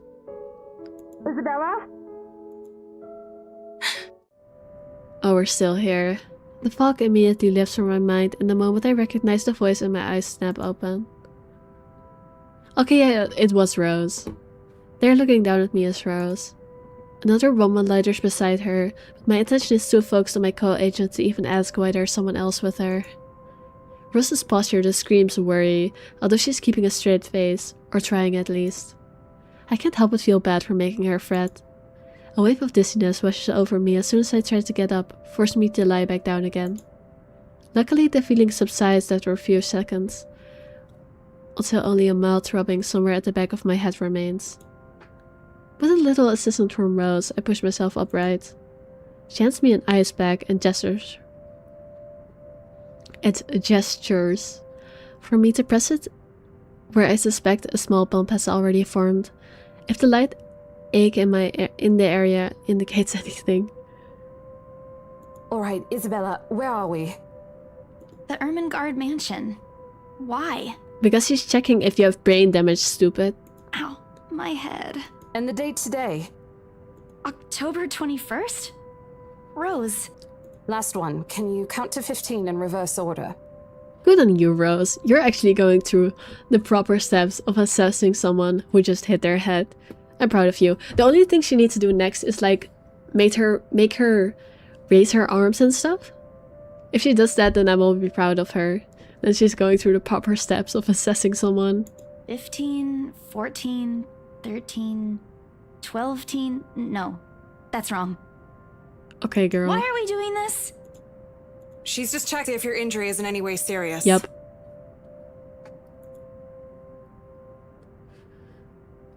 This time I curiously regard the woman standing beside Rose. It's impossible to overlook her, what with the way she towers over us. And here I thought Rose is already tall. You're just short. You're like 5'2". Yeah, she is 5'2". Imagine being short. Who is she anyway? One of the remaining cleaning crews? But with how primly dressed she is, I don't think anyone would want to clean in a suit, an expensive suit at that. The gloves alone must have already cost a fortune. Shut up? Oh, are you insulted because I called her short? Because you're even shorter? You midget? I'm sorry. That was rude. Calling you a midget is too much. I'll just call you... No. I'll just... No. I'll leave the short jokes for now. I don't want to be mean. I don't want to be mean to you. I'll just be mean to Gyro instead. No, I'm taller outside of the lore, please. Inside the lore, you're shorter though. So, too bad. The joke still applies. Her eyes slowly shift between me and Rose, considering us with an almost unreadable expression before finally fixing a sharp gaze on me. I can't help but fold my arms protectively over myself as she does so. She may be far from a cleaning crew, but she certainly looks like our supervisor during evaluation. Just do it, please. I eyed them both warily, but recite everything as she had asked. Rose releases a breath of relief once I'm done. 2 whole centimeters. Okay. Okay, Mavis. You scared me for a moment there. I was about to call for an ambulance. You should. Even if she doesn't have, like, noticeable injury, you still should. She could have a brain bleed. You don't know that. Still call an ambulance. Like, actually. Are you alright? Exasperation soon replaces the dull ache. The memory is a little fuzzy, but the attic and... There was someone, Rose. In the attic. I wouldn't call that a someone. I would call that a something. Someone? You mean a client? Oh, that's unlikely. It's probably just one of the cleaning crews. The boss sent a few of them back this morning for some last minute... No, not any of those. They're... I'm not actually sure. Wait, didn't I call you? You said you were in the attic when you answered. That's why I went there in the first place. Both Rose and the lady look at me like I've just grown another head. Did I say something weird? Rose quickly casts an apologetic smile at the woman before the awkward silence stretches on further. It's her saleswoman smile, the same one she taught me back when I was still her trainee. I should show this to troublesome clients or just avoid trouble in general, she advised. It's also the same one she gives me when I've done something particularly absurd that may cause us to lose a potential sale. Her eyes are serious when she turns back to me. She takes both of my shoulders, gently squeezes it, and with as much patience as you can musters. As much as I'd love to have gotten at least a heads up of your arrival, I didn't really get a call from you. You know, signal here is absolutely horrendous. I was in the garden earlier and couldn't even make a single call. Isabella, I'm going to ask again. Are you really alright? If I was Rose right now, I would straight up take her to the hospital. Like, you should anyway, but with the call thing, just take her to the fucking hospital. I don't know. It's all a bit blurry. Take her to the hospital. I remember I was looking for you, but you weren't in the attic. And there's... whoever it is. Then I must have tripped on a rug or something on the way down. Oh no. Do you think someone came in while you were out? You left the main door open. We are so going to get into big trouble if something gets stolen, Rose. Perhaps it is a concussion. That's what I was thinking as well. Are you sure you feel fine? We could still call for an ambulance. I could cover for you. At least these 2 characters are realistic. No, I'm fine. I'm okay, Rose. I can work. Wait, hold your horses. Rose, I could just miss an important sale because of a minor bump in the head. Girl... An extremely minor bump? You fell down the stairs? What do you mean? I've had worse when I was a kid. This is nothing. Besides, if I leave, you'll have to shoulder everything in the open house. Alone. And in a mansion this big? There's literally another woman right next to her. What do you mean alone? Well, there's also the part where I may lose that bonus BRC promised, but that's completely besides the point. Sure girl. Rose gives me a skeptical look when I return the cold coppers to her and push myself off the floor. I have to use the staircase's railing to steady myself, but otherwise I feel fine. See? The 2 of them exchange a worried glance and Rose assumes a contemplative look. I bite my lower lip in anticipation. If she says no... Alright, you in. Of course. Don't do the responsible thing. Of course. A smile threatens to slip out of me. If I see that you aren't feeling well, I'm taking you personally to the nearest clinic to have you checked. Clear? Clear as day, ma'am. Thanks, Rose. You insisted. But remember what I said. First sign of you looking not okay, and we're off. No questions asked. It's just a small bump. Don't worry. You shouldn't downplay these kinds of things. It could be a serious injury for all we know. It sure could be. Suddenly a small cough sounds against the walls of the foyer, interrupting our banter. The woman is looking expectantly at the 2 of us, her stare making me shrink back a little in myself. Is she a client? She might be a client. She isn't really intimidating. Well, she is. But not in a scary negative way. Far from it, actually. Her demeanor simply commands an air of sophistication and respect. In a different world, a younger me would have probably wished to be like her. At her lack of response, she coughs again, lifting a well-trimmed eyebrow at me in question. Words get caught in my throat at the sight of it, and Rose, as usual, is swift to catch my blunders. My sincerest apologies, Mrs. Miss McCulloch. Marianne McCulloch. What in the ever-living Welsh? Fuck is that name. Actually, not Welsh, it might be Irish. It's one of the two. I don't know the difference. Either way, what the fuck is that name? McCulloch? No, she pronounced it differently. Wait, I want to hear her say that again. Miss McCulloch. Marianne McCulloch. I mean, I can pronounce it. I'm Dutch, I can say the G sound, but it's still spelled very weirdly. It's McCulloch. McCulloch. Okay, sure. Oh, she's an interior designer. I see. She hands Rose her business card. The words interior designer catch my eyes before my partner flips it over. Oh, probably someone interested in the mansion for its 17th century influences then. I won't hold it against her though. Yeah, she is a client. She looks like a detective. No, I don't think so actually. She's dressed too fancy for a detective. Like, her coat is definitely detective-like, but her inner coat and her shirt, nah, too fancy. She looks like more like the boss of a detective agency, but the gloves, I mean, kinda. I'd honestly think she is police before being a detective, like a police higher up or something. But she doesn't give detective to me.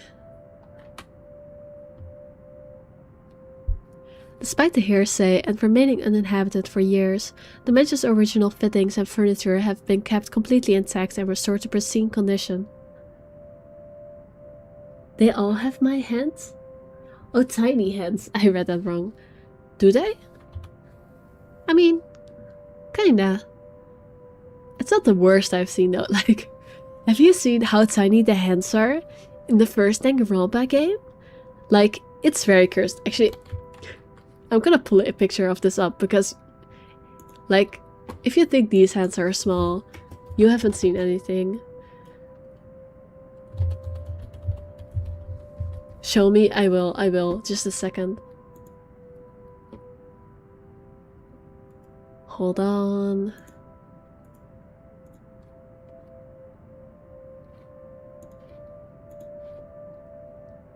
Okay. Put it here.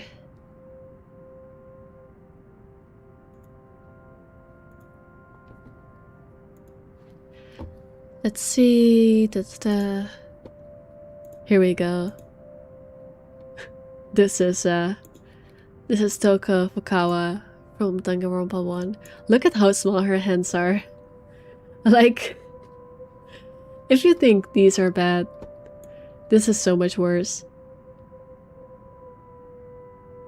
Like, these hands look small, but at least a little proportional. These just look cursed. Tiny hands, yeah. Alright. Enough Toko. Let's get back to the game.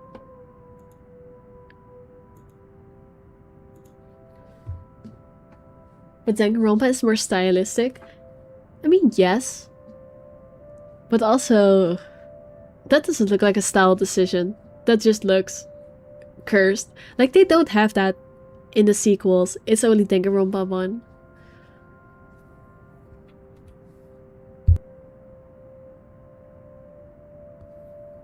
I already read this.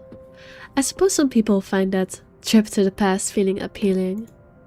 After all, with what it offers, this place could also be a haven for people looking to live somewhere with a classic historical charm. Miss McCullough, I'm Rose Cooper, and this is my partner, Isabella Santos. We're just ironing out a few things, but we'll be starting the tour soon enough.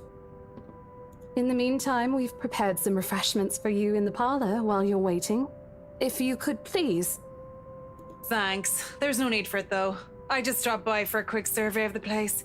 Oh, we might have just lost a client. I thought I should check the estate before I meet with the homeowners. Rose's confusion is impossible to miss when she glances at me, and I returned with an equally perplexed look. And against my better judgment, I blurt out the first question that comes to mind. I'm sorry. Homeowners? I should have kept my mouth shut. A flash of irritation crosses her face, but it instantly disappears under a mask of professional detachment. Yes. Hannah Wright? She hired me to handle the interior design for their new home. It was already bought? This is the Ermengarde mansion, right? It is, but...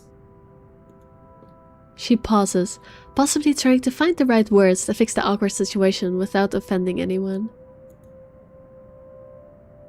Suddenly, Rose nudges me with her elbow.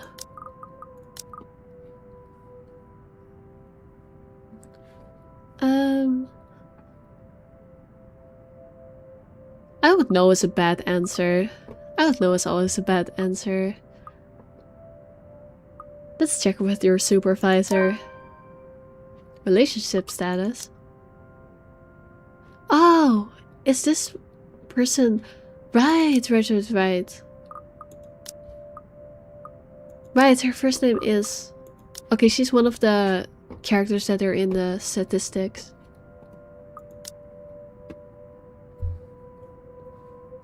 Those few moments have given me enough time to clear my head of any nervousness or confusion clouding it. It is, ma'am, but we weren't aware the mansion has already been sold. What do you mean? I almost flinch when she turns her gaze on me, but I stand my ground. Besides, it isn't like I haven't dealt with awkward situations before. I may screw up at times, but that doesn't mean I haven't learned a thing or two in the 5 years I've worked in this business. The mansion is indeed for sale, ma'am. Today's the open house, in fact. However, we haven't heard anything from the higher-ups that a deal has already been closed for this particular property. What a professional answer. If you'd like, my co-agent and me can check with them right now. She nods, seemingly deep in thought after I finished. She appears to be a reasonable person anyway. Given a proper explanation, she'd surely understand. I thought something looked odd. Excuse me, I need to call my secretary. Damn, she has a secretary and everything? Okay, businesswoman. Thank you for your assistance, Miss Santos. With a slight wave of her hand, she leaves us. That seems to be the end of it. Both Rose and I breathed a sigh of relief. Disaster averted. I also don't miss the thumbs up she gives me for doing a good job, and I can't help but swell with pride.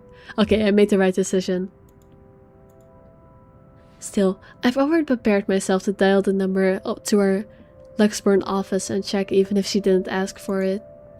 I'll be very frustrated if, for some reason, something has already been decided without my or Rose's knowledge.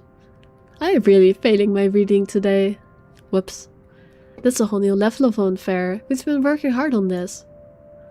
Moments later, Miss MacLeod returns, looking a little frustrated with an apology clear on her face. Aw, she's blushing. I feel a little sorry for her having to go through all this trouble. There seems to have been a little misunderstanding with my client. If you'll allow it, I'd like to stay and wait for them here. Also, she does have an accent that isn't British. Like, let me listen to her again. I don't know why I'm listening to her line specifically. There seems to have been a little misunderstanding with my client. If you'll allow it, I'd like to stay and wait for them here. Okay, yeah, she is Irish. She is Irish. Her name, combined with the accent, she's Irish. I was informed they'll be dropping by for the open house today. Actually, I figured it'd be a waste to just leave after that long drive.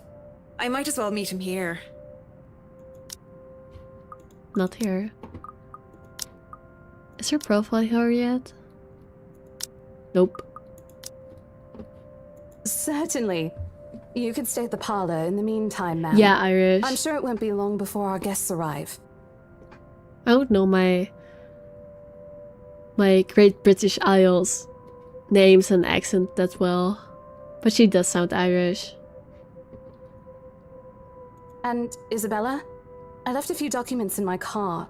You know where I keep those. Can you please get it for me? Okay. Rose takes a glance at her wristwatch before tossing me a set of keys. And hurry! We've still got a few minutes to double check those papers. Okay, got it.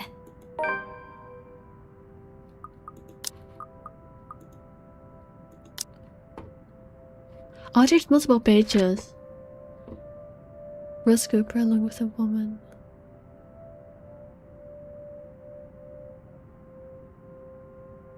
Okay. The way she says drive is similar to Jacksepticeye. Not all Irish people are Jacksepticeye. Like, I get why people make that comparison, because like, what other famous Irish person would you know? But it's still funny for that to be the comparison. I was informed they'll be dropping by for the open house today. I figured it'd be a waste to just leave after that long drive. I might as well meet him here. Yeah, I do hear it. Their departure brings with it a stillness to keep me company, neither welcoming nor comforting. A note like this, it's impossible not to think of what really happened. I wish the memory isn't as elusive as it normally is. Then again, Rose already said she didn't receive any call from me. Was it just paranoia, a temporary lapse after having heard all the tales about this place? Probably. No, girl. If you have that vivid a hallucination, just from hearing scary stories, you need to like see a psychiatrist. That's not normal. That's like some kind of disorder. I want to think of it as such. Better to think of it as such, so I can work in peace. Except a small part of my mind begs to differ, and I am going to be completely honest with myself. I want nothing more than to leave this place as soon as possible. I don't know what's in this house, and I don't want to know. The keys Rose just handed me dig into my palm, its jagged edges creating shallow ridges on my skin from how hard I'm clutching it. Oh whoops, scrolling opens the thing. It's a reminder of what I still need to do and why I've taken this job in the first place. Hugging my blazer closer to my body, I exit the house to get what Rose asked of me. Just a few more hours, Isabella. Sell the house, get the money. Just...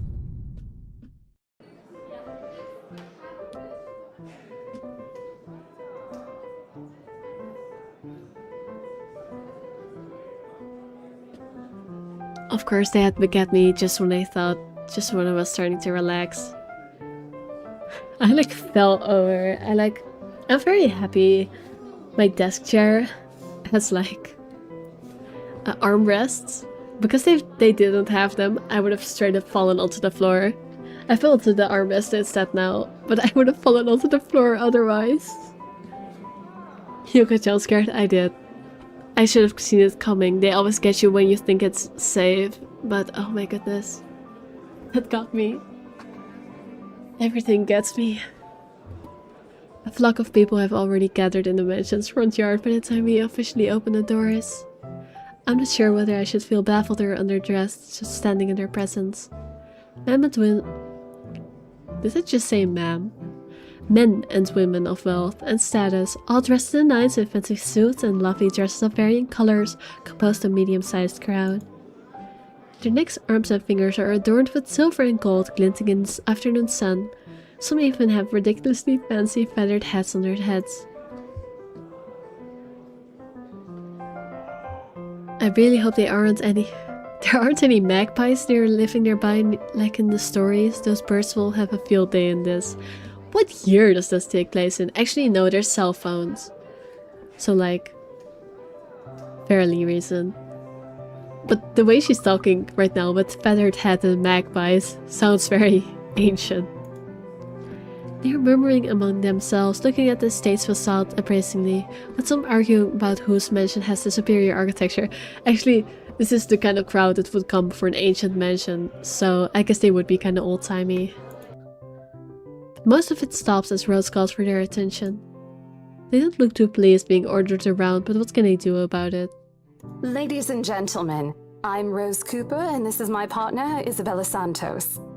We'll be taking a tour of the mansion in 2 groups. Please make sure you filled up our sign-in forms before joining a specific group.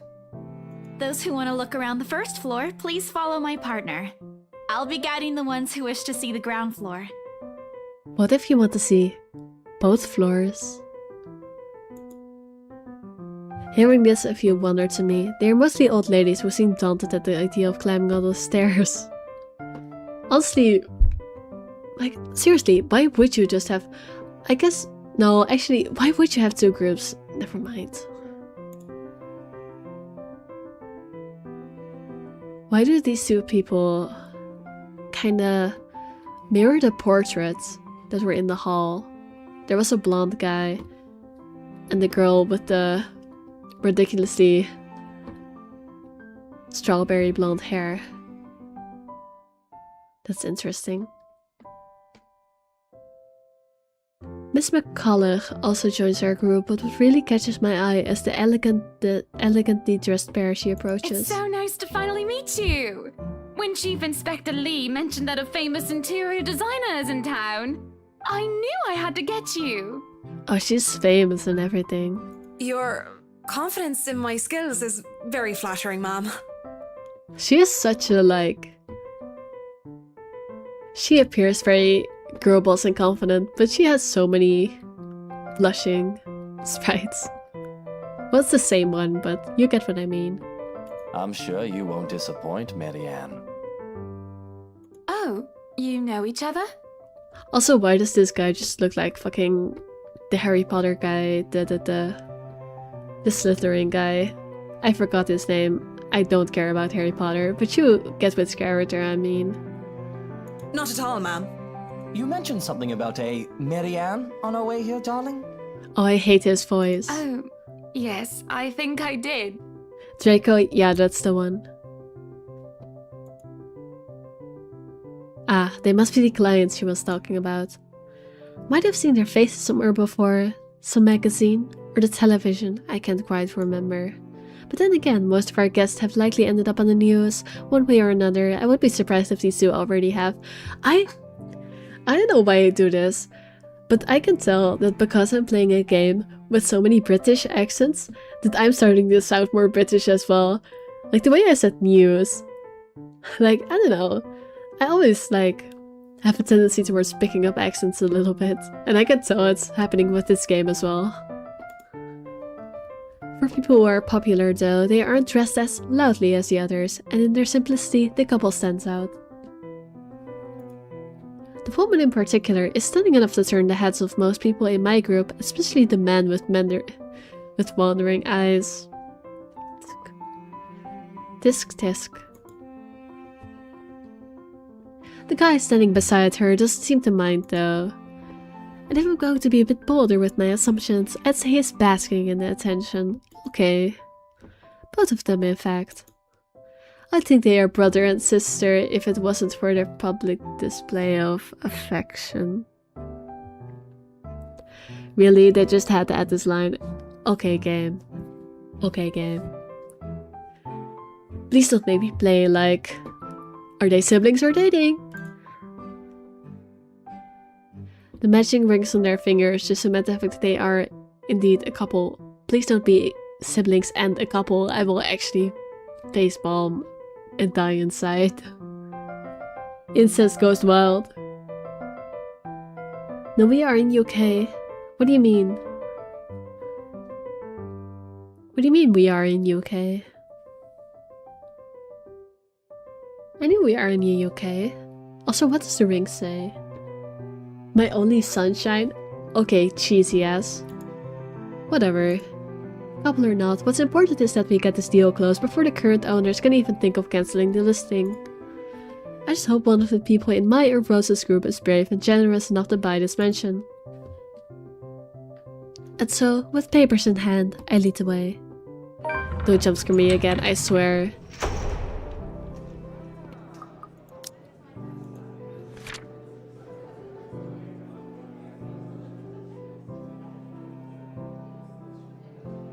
Ha, their last name is right.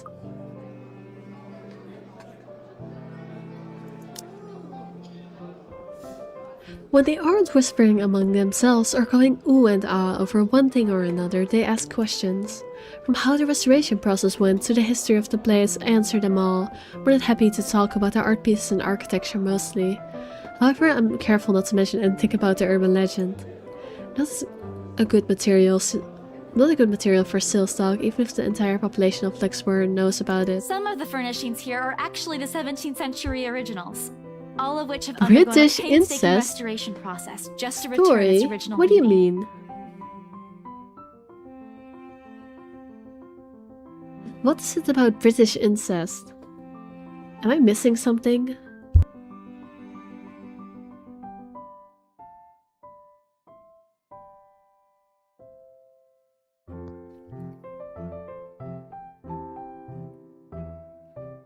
Aren't the royal family famous for that? Mavis, that's not a British thing. All royal families are incestuous. That's not a British thing. In fact, I mean, again, all royal families are incestuous, but I think it's specifically Spain, actually, that's known for its incest. I'm gonna Google it now. You made me too curious. I wanna Google it now. What royal family is known for incest? What a great thing to put in my search history.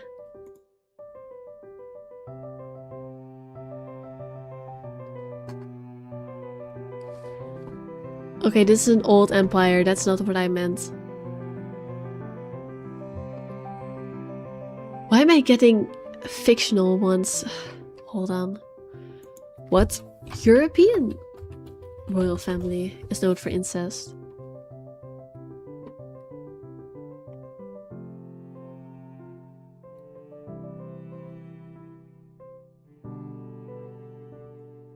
Yeah, I see Spain mentioned here.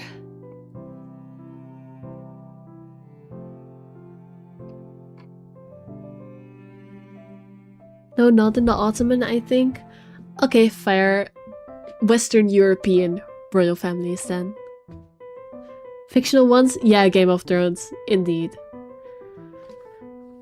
It literally says, like, the second result here is inbreeding in Europe and Game of Thrones.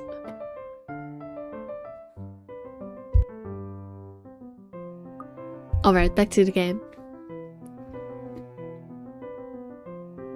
Even the glass thing. Colorful ones.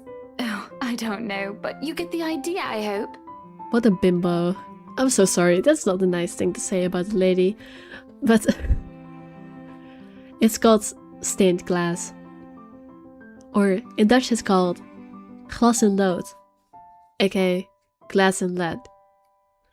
That's what it literally translates to. Especially that one, ma'am. It is said to be a gift commissioned by the fiancé of Lady Charlotte Ermengarde.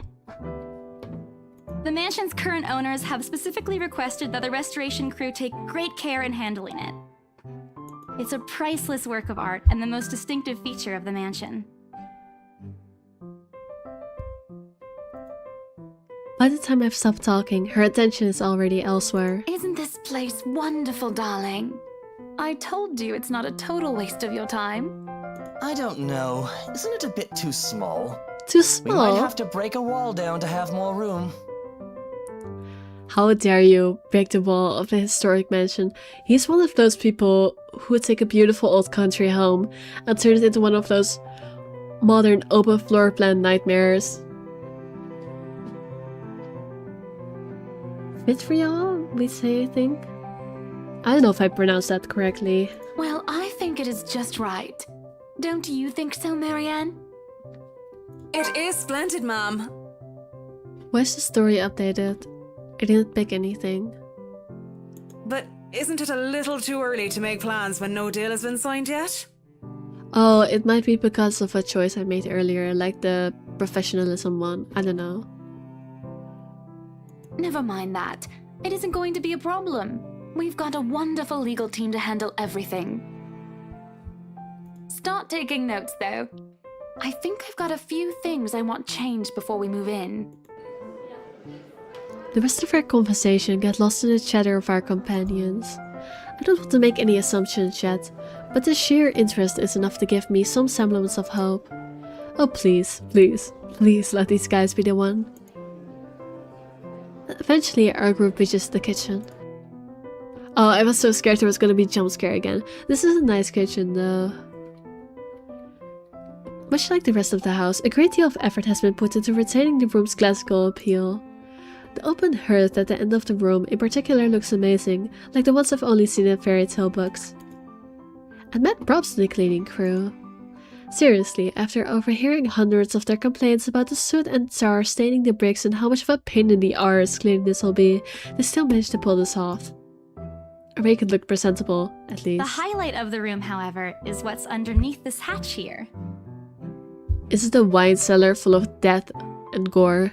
Oh, don't say anything yet. An underground wine cellar. I don't like that this guy and me had the same thought. This is the first time the guy in grey speaks up. Mr. Leucoride, my memory supplies from the forms I signed earlier. If this guy is some kind of trashy alcoholic, I will be very sad.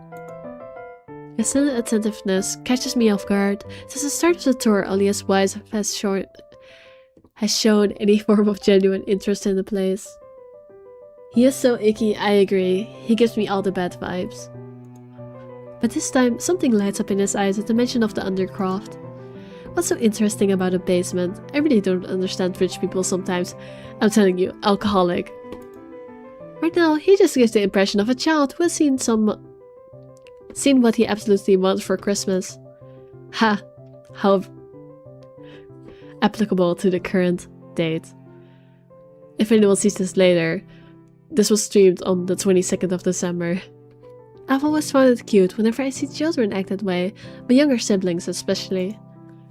On a grown man, it's almost funny. Yes, sir. It could house around 7,000 to 11,000 bottles of wine. Nobody needs that much wine. Nobody needs that much wine. Truly? And the room? How was it built? The bricks that were used to build the cellar have been carefully picked for the purpose of maintaining and preserving a constant temperature and humidity in the room. Yawn. It's a good place to keep your private collection in if you have one, sir. It keeps the corks in good condition. Oh, love. Didn't you say before that you wanted to make your own personal vineyard? Perhaps you could start one here. You know we're going to need space for that, darling. And this one isn't big enough? If it's space you're worried about, sir, the Ermengarde mansion sits on a 46-acre lot. There's plenty of room for it. We were told that the original owners had a horse stable built here before, too.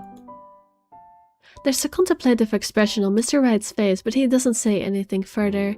His wife, however, seems really pleased that he has started to show interest, if only a little. I mean, if you're gonna plant things, having horses be previously on the property would be good, right? Because it means the ground is fertilized. I don't know anything about gardening, in case it wasn't clear. I smile to myself. I may not completely understand how these people's minds work, but I sure as hell know how to spot a buyer with sincere interest. Score. I can't wait to tell Rose. The rest of the tour goes by without a hitch. After more than half an hour, we're able to cover almost every room on the ground floor and are heading to the parlor. Funny, the first time BRC had us survey the property, I kept complaining to Rose how big it is. Now I can't bring myself to care, no matter how much my feet hurt. Maybe this is just my excitement over a possible sale.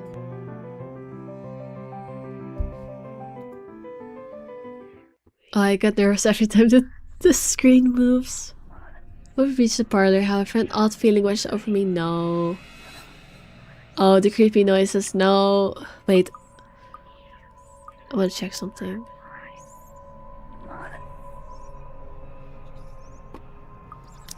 I'm checking something.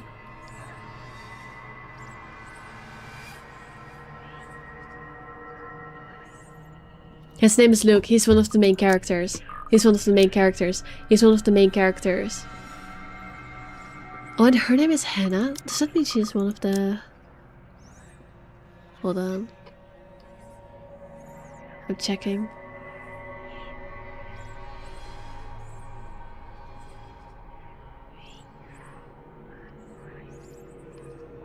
I'm trying to find... I'm pretty sure it said they're names before.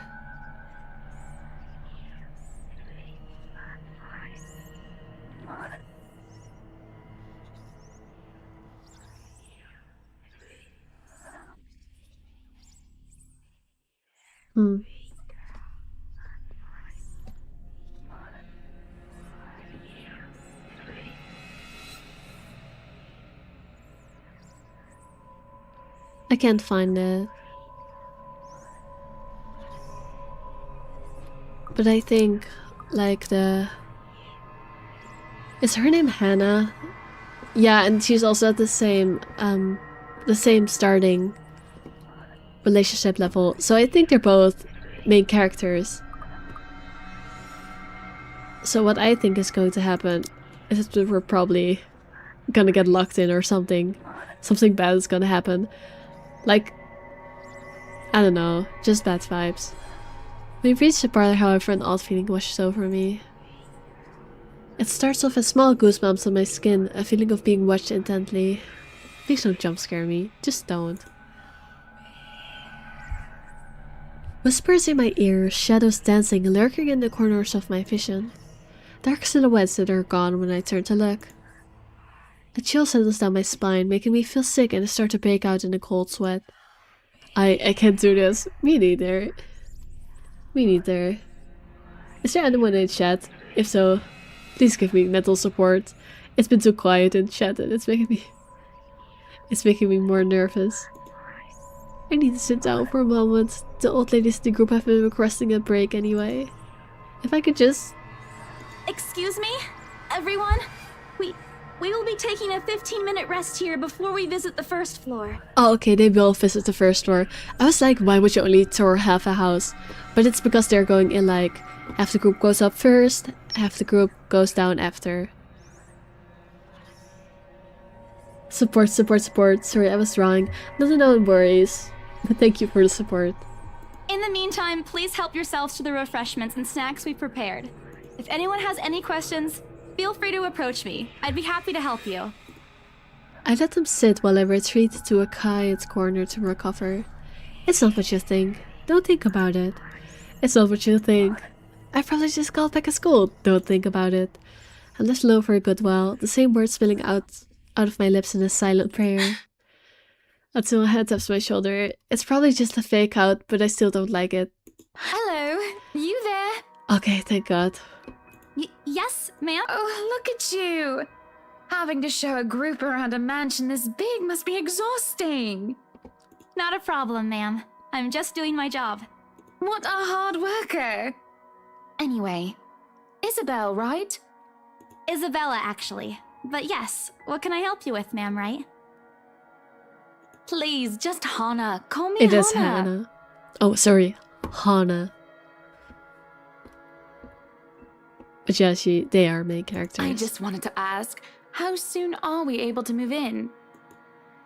My brain completely stops. The sick feeling plaguing me is suddenly gone, replaced by utter bewilderment.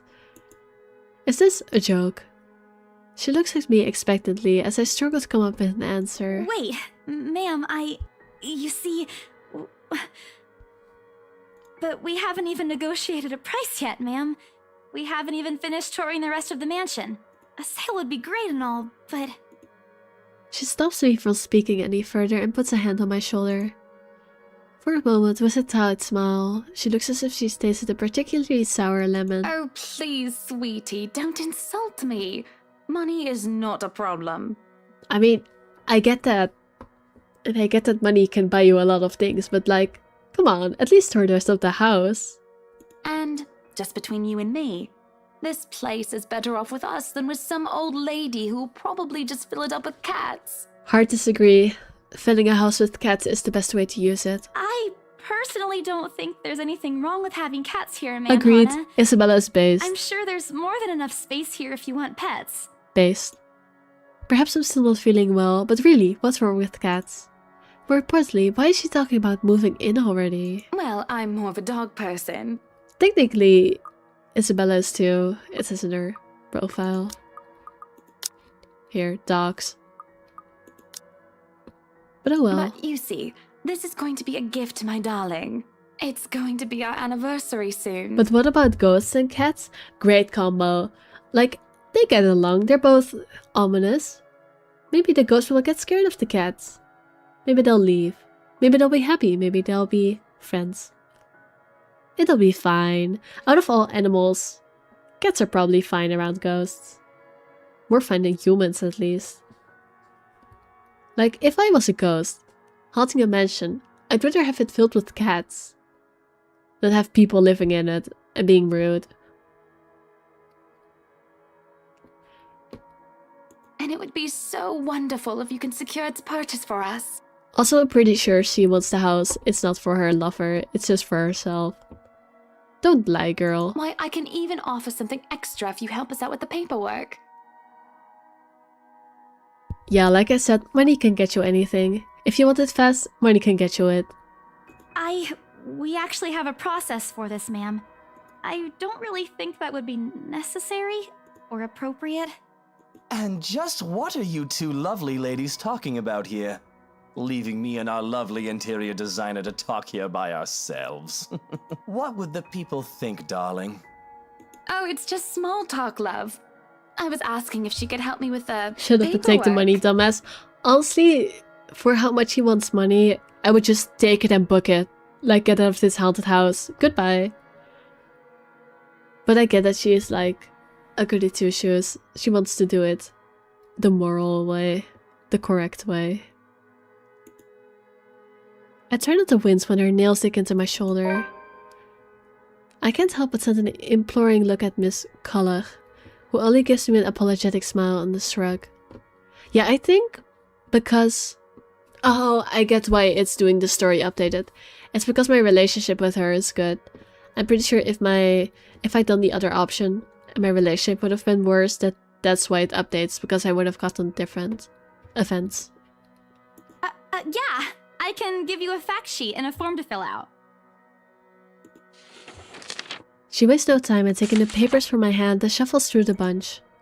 Oh man, Russ is going to be so angry at me for letting her do that. Wonderful. Wait, what did she do?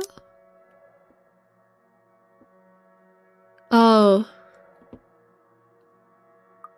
She took the paper. And Marianne, I'd really love to talk to you about those changes.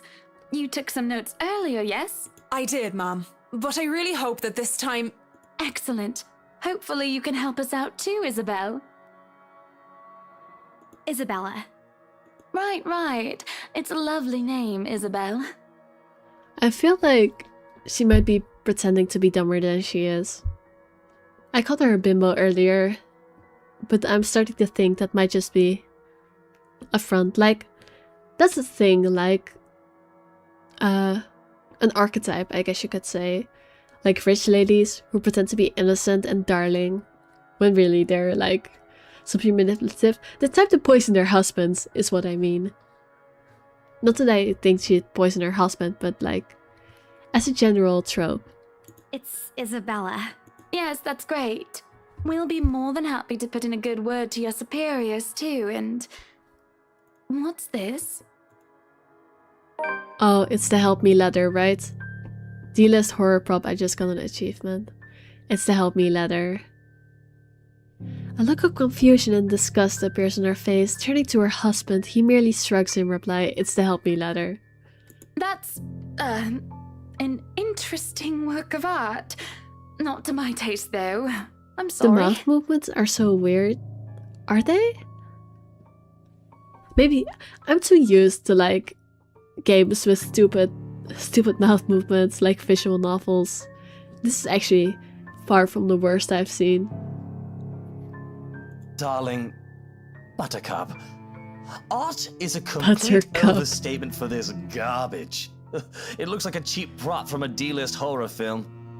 Why does he look so much different in like his miniature sprite than from his actual like art? I don't know. Here he, in like the sprite text and the text, he looks much more like the portrait on the wall than his actual sprite does.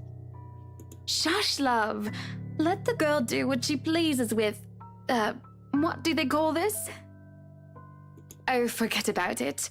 At the very least, it's not as dreadful as the one art exhibit I was forced to attend last month. You should have seen it, Marianne. Even you would have been appalled. But I'm sure you'll know what to do with our walls once we get started. I highly doubt it is as bad as you say, ma'am. Nevertheless, you can be assured that my team will only pick whatever suits your tastes. Oh, her small sprite does her dirty. Like, she looks, in the image she looks way younger and way less sleep deprived than she does in the small image. It is doing her very dirty. Nothing of this chain letter sort, of course. It has to always work with a palette. I'm quite sure chain letters these days don't come in this form. True, they come in message form. Digital. It's my turn to be puzzled. What did he mean? Rose and I double-checked everything. Are the papers I handed not enough?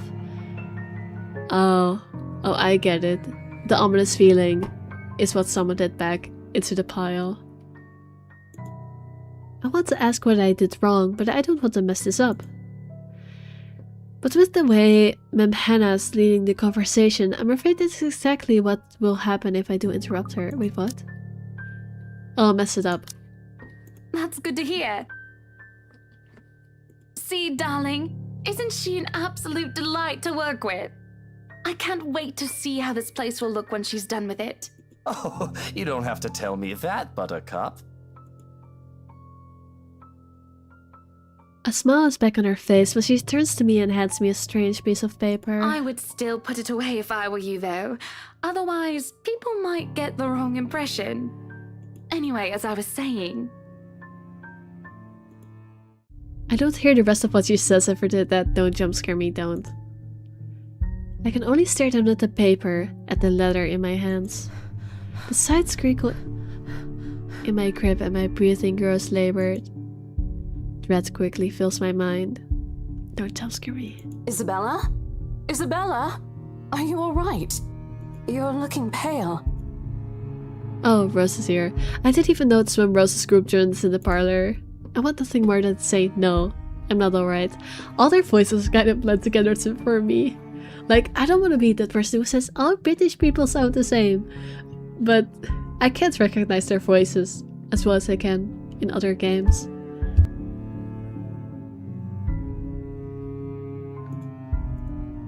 I want to leave this place, because I remember everything clear as day. This letter and those blood-soaked limbs in the attic. I wonder if it says, like, something different than just limbs, if you looked up. It's real. The letter. I'm sorry, I didn't know. Careless. I've been so careless. How do I even tell them that without looking like I've gone mad? Should I even tell them?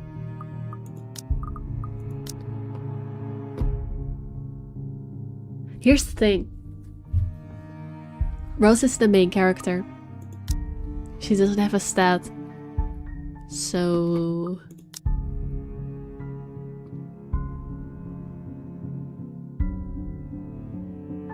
Wait, no, but it says to share it with 5 people. Which, assuming showing them also counts. I now have 3 people. If I show it to Rose, I'll have shown it to 4 people. So that might make my odds of survival better? Question mark? Yeah. I think I'm gonna show it because of the number thing. Spread them shit. Like, I get that it's probably bad. I get that I'm probably spreading the curse. But like, thinking just of Isabella's survival, it's probably best to share it. Because or else. Wait, what? That made Marianne go down? What the fuck? Alright, whatever, it's fine, it's neutral. I blurted out before I could think twice about what I was going to say. Rose, we need to get out of here. This place is cursed. Rose casts a nervous glance at the people in the room. Most are still engaged in conversation with their peers, but those curious enough to turn their heads in our group's direction have been given their trademark saleswoman smile. A tight expression is on her face when she pulls me aside. Isabella, we've already had a conversation about this weeks ago. Those are just stories. And I'm telling you that it's not. I saw something in there. It's not human at all. I thought it was just nothing, but isn't this letter proof enough? Watch the letter be gone. She daintily reaches out to pluck the paper off my hand. Without even taking a glance at it, she folds it back neatly. Look, I'm really getting worried about you. I know you want to see this open house through, but your condition is more important. Give me a few minutes to wrap things up here, and I'll drive you to the nearest hospital. No! You don't understand! There isn't a condition, Rose. No concussion at all. I'm fine. I forgot that she thinks she has a concussion. This isn't helping, definitely. This place isn't, and you're being stubborn about it. Before Rose could open her mouth for a retort, a hand lands on both our shoulders, pulling the two of us in as a distance closer. Now, ladies, what seems to be the problem here? You, a man, butting into the problem between two ladies. Ugh. I'm joking, of course. Nothing, sir. I just had to clarify a few things with my colleague. Well, it certainly seems intense. A smile fits the two of you better, in my opinion. Especially darling little Lily here. Darling little Lily. Oh, I don't like that. He gives my shoulder a gentle squeeze, with an inscrutable smile spreads across his face. Ew, I know, right? Like, I was joking, but also it is true. It is kinda true. It's Isabella, sir. Of course. But my point still stands. And with two beautiful ladies here, I'm sure. And I'm sure little Lily here would certainly appreciate it if you remove your pretty hands from her, darling. Oh, I was joking, but now it actually seems like they're taking it that way, and that makes it very icky. Ugh. Ew indeed. The pressure on my shoulder lifts as soon as those words leave his wife's lips. While the scowl on her face is like a splash of cold water on me. It's also impossible to miss the displeased frown on Miss Culler's face. The realization that we might lose this sale because of my outburst instantly dawns on me. Rose will be beyond pissed. I think I need to step out for a while. Listen, I'll be it back. might be bad for the sale, but I think it will be good for your survival, so deal with it. You don't have the paper anymore now. If you still had it, that might be bad. Bowing my head, I mutter a quick apology and gather my stuff to make a quick exit. It doesn't matter if this place are haunted or not, I've caused trouble and Rose can be quite unforgiving of behavior like this. Like, I realize that what I just did will probably get Rose killed, but like, I haven't been with her long enough to be attached to her, so right now I only care about the main character's survival. Actually, no, I kinda like, McCullers. I quite like her as well. She seems nice. Other than that, I don't care yet. I'm almost at the door when she catches up to me. Isabella, wait! The apprehension must have been quite obvious on my face because her expression instantly shifts to something gentler. Eyes soft, a fond smile spreading on her lips. Hey, I'm not angry. I know. I'm sorry I ruined this for you. Come on, you didn't ruin anything. It's not like we haven't ran into any problems before. If we don't get a deal today, we can always try on a different day. And look. She hesitates, completely trailing off before shifting her gaze down to her hands, a small gesture to stall. Her fingers are twiddling with a piece of folded paper as she read it.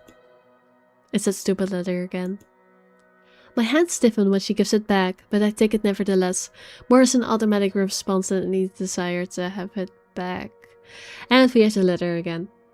But at least we shared it. I'll throw it away if I can. Don't do that. That's not good. But I have this nagging feeling that one way or another, it'll find its way back to me, regardless of what I do about it. Agreed. Rose, this Probably. You have to let them know. I know you want us to get this sale so badly. And we've made a lot of plans on how to go about this. I mean, who wouldn't? This is the first time I've been assigned to a property like this. I've sold plenty of houses before, but nothing like what we have here. It's a beautiful house. I'd love to get one of my own if I ever win the lottery. But I think... Look, here's the thing, Isabella.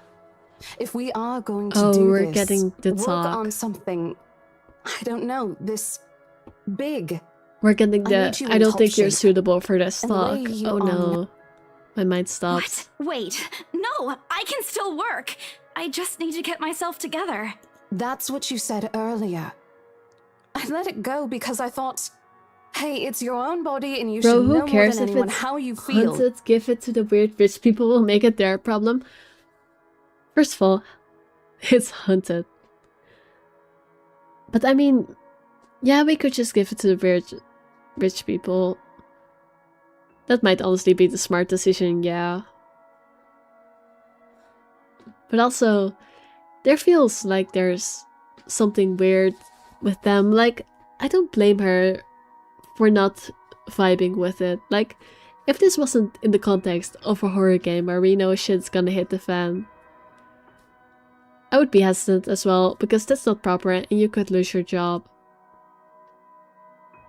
But I don't know. In the context of this game, it would be the right thing to do. But after this, I really think you should take a break. You're kicking me out? No, I'm not. Look, all I'm asking is for you to take a seat somewhere I can see you, and let me handle this for now. You're clearly not yourself, and I honestly could use some time not worrying when you'll fall over or not. The day's not even over, and I'm already feeling the stress. Please, humor me just this once. She clasps her hands together in front of her, eyes bleeding for understanding. And I too understand, to some extent. That doesn't mean I'll feel any less awful. Whether at myself, at the unlucky turn the situation has taken, or for her, I don't really know. I promise I'll give you a full report of what happens after. I'll even let you take the lead tomorrow. Fine. Okay. I'll step aside for now. You're upset. A little, yeah, obviously. If it's any consolation, I won't tell the boss about today. You know how he is. Please don't. I don't want a repeat of the lecture I got during my first assignment. Hi Nero, hi. We're in the middle of this horrific game of jump scares. It has got me quite bad already.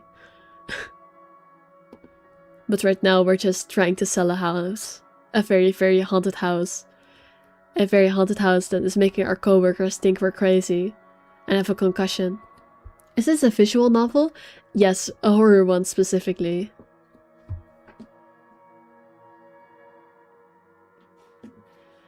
He called me a noob. I don't even know what that means. You don't know what noob means? Oh, she's like chronically offline. Okay. At the memory, we both burst into helpless giggles, earning us strange looks from the guests milling about the door. Yes, but horror jump scare Abu. True. We've seen so far, we went to an attic that wasn't supposed to be there, and we saw nasty ass bloody skin removed type feet, and we found a chain letter that said, "Help me, help me, help me." And then we went into this room, and the chain letter magically reappeared in our hand. So, yeah. And now we have to share it with 5 people, or else. Talking and laughing like this, it's easy to forget any mishaps that happened. Little things you learn to appreciate, I guess. So, are we good? Yar. Is that like your new thing to say? You say that so often in my chat. I'm still not okay with it, but Rose has a point. It's better for me to step out of this one for I now. won't be able to help you anyways if I keep getting distracted like this. Maybe I'll just take a walk outside or something while I wait for you to wrap things up. Yes, get out of the house. That sounds like a great idea. Please, just stay put. I insist. Of course, it's not that easy. I'm not an invalid, Rose. Girl, Girl, when was this game released? When was this game released? Hold up. I'm checking this right now so I can know whether to judge her or not. Because that's crazy. You should split up, do all the horror cliche. Oh, don't worry, this game has been plenty cliche already. Where is it? Oh, I scrolled too far down on the Steam page and I saw some images. And it looked awful. Oh boy. Where do I see this? 2017? Nah. Girl, you cannot be saying Infinite in 2016. What the fuck, girl? I'm judging you for that one. That's not cool. Don't use no, don't say that. You clearly have not seen how you looked earlier. What does that mean? Invalid? It's like, it means disabled. It's basically a halfway version to the R slur. Like, it's not quite as bad, but it's still very outdated and very not okay. So yeah, don't say invalid. Oh god, yeah. That's why I reacted that way. That's why I checked the date it released. Because like, it's one of those old words that's not okay to use anymore. The old meaning meant a person who is weak or unable to take care of themselves on account of illness, injury, or health condition. Yeah, that's why I checked the date, because if this was released in like, I don't know, 2005, I would have understood. But in 2017, nah, that's not okay. Nowadays, it's not okay. I thought it was a word people used to censor slurs or something. I mean, again, it's less bad than the R slur. But don't call people that. Don't. Anyways, let's move on from the offensive term, please. Like, I'm not the person to speak on this. I can't speak on this. This is not my area of expertise, so I just know it's a bad thing to say. Like, invalid word. Yes, there's also like, invalid is a different word from like, how do I explain this? It has multiple meanings, but the meaning she used here is to describe a person, and that's the offensive meaning. Invalid can also just mean like, as in the opposite of valid. That's an okay way to use the word, but don't use it to describe people, because then you're talking about disabled people. I'm gonna move on from this. I don't want to talk about this what do you call it? Negative terms. Let's just call it like that. I don't want to talk about negative terms too much. Yeah, move on. It's not that bad. Color hasn't even returned to your cheeks yet. Just stay here, alright? Don't even think of going anywhere. Let me finish what I'm doing here, and then I'll take you back to Luxembourg myself to have that minor bump checked. You should have done that from the start. At least wait for me to call someone who'll fetch you, okay? She's gone before I can voice one word of complaint. Oh, every time it goes to black, I think it's gonna scare me. At least there's cheerful music now. That's better than the eerie silence. Left with nothing else to do, I'd find myself drifting back to the foyer. A few visitors linger in the area, some merely enjoying the afternoon sunlight streaming through the stained glass windows. Others can be seen admiring the priceless antiques decorating the room. One group of elderlies. Is that how you spell elderlies? Is it? I didn't know. Gathered some ways across from me, is occupied in a friendly banter about which one would cost more to buy.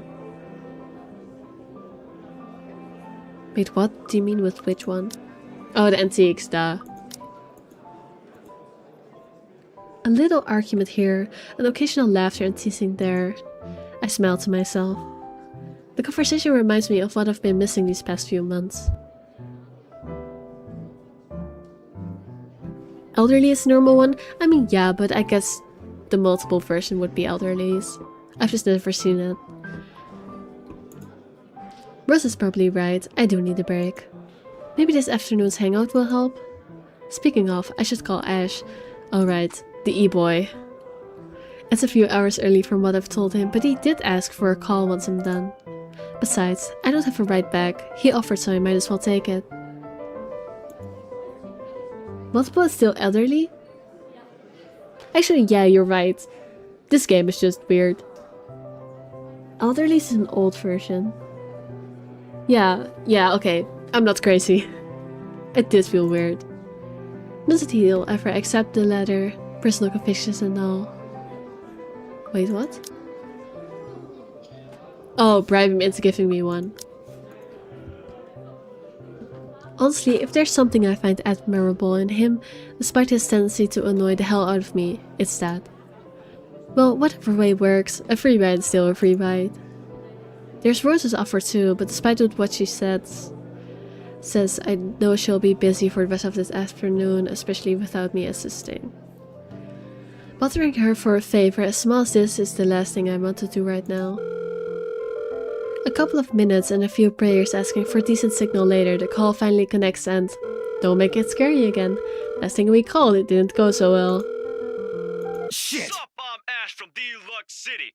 Baggers, watch out, can't beat me. Looking for trouble? Better not lie. I'm a cool dude, pretty fly for an Asian guy. Sup, I'm Ash from Deluxe City. Baggers, watch out, can't beat me. Looking for trouble? Better not lie. I'm a cool dude, pretty fly for an Asian guy. Sup, what the actual fuck? Baggers, watch out, can't I was so right to call him I was so right to call him a stupid dude, bro. I was so right to call him a fucking TikToker. What the actual hell is this? Is this his voicemail? I don't know. What? Shit, how loud is this thing even? A sharp ringing fills the entire hall, disrupting the pleasant quiet that has settled. Soon enough, heads begin to turn in search of the source, mine included. My eyes dart around the crowd before zeroing in on a lone figure crouched behind the same group of old people checking out into the corners a moment ago. Is he here? Is this his ringtone? Is that what we're hearing? His ringtone? He's here? He is facing away from me, fumbling with something in his hands. He is here. But I don't need to see his face to know whose back it is. Oh, I'd recognize that dumb parka anywhere. Without bothering to end the call, I marched towards him. After what happened today, I'm really not in the mood to deal with this. Of all the times to... Yep.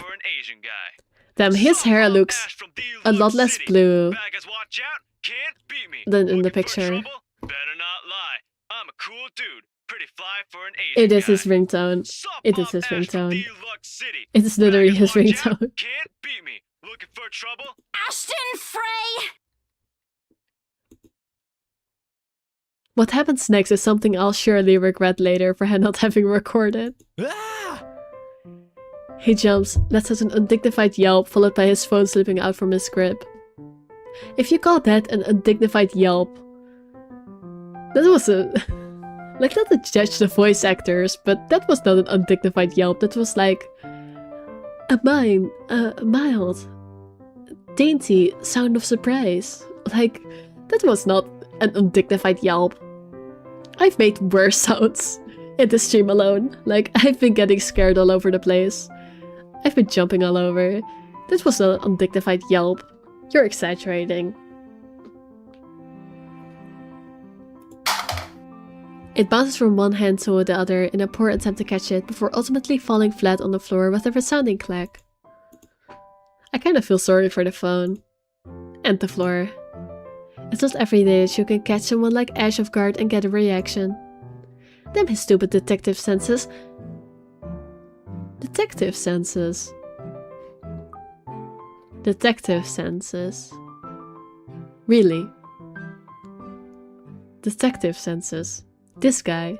The guy with fucking fingerless gloves. A chain from his belt. And the stupidest, fluffiest hood on his coat. That is just not necessary. Really, this guy. Detective. This is like the least subtle outfit you could possibly wear. Well, okay, no, it could be worse. But it's still not a detective outfit. Close that chest slut, I said. Honestly, yeah, he does have like the slutty look.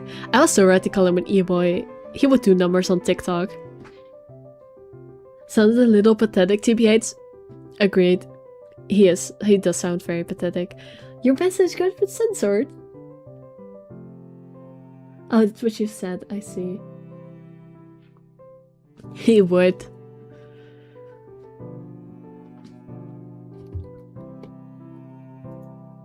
I'll take every ounce of victory I can get, no matter how small. Ha! An awkward pause between us. A blink. A cough. He makes a face. And then, into quick motion, he ducks and retrieves his abused gadget while a grin threatens to break out from my lips. He doesn't meet my eyes when he straightens, but a flush has crept up his neck and cheeks. He's such a fucking bottom. Like, I don't know. He just gives pathetic, yeah. In another universe, where we haven't known each other for 5 years and suffering through his teasing isn't a day-to-day occurrence, chances are I'd find it adorable. Endearing, even. Unfortunately, this is that kind of world. The way things are, I'm already content to see him out of his obnoxiously calm and collected disposition. Oh, he's one of those, like, fake nonchalant type people. Yes. Hello to you too, scaredy cat. I could stand to be greeted like a normal person, you know. Not his text box named him Asshole. Like, that's crazy. I get it as a nickname, but the fact that it's in the text box as well is crazy. What? And miss that look on your face? No way. Oh man, I should have taken a picture. I am so honored you find this funny. Is that how you treat your guests? I think I need to talk to your supervisor. I need to talk to your manager. Talk to yourself. You aren't even a guest here. What are you doing here in the first place? For a moment, he looks like a cat that swallowed the canner. The what? I know this is a saying, but one, I don't know what it means, and two, I can't pronounce that last word. A canary. A canary? A canary. Typing out canary is not going to help me pronounce it. I can read that on my screen as well. Actually, energy for real. Yeah. Canary bisa. I know that it's a bird. I said that I don't know how to pronounce it. Not that I don't know what it means. I don't know what the saying means. I don't know what the cat that swallowed the canary means. I just don't know how to pronounce canary? I don't know how to pronounce it. I do know it's a bird. Canary, yeah. Canary? Is this canary? Or canary? I don't fucking know. I'm not going to bother.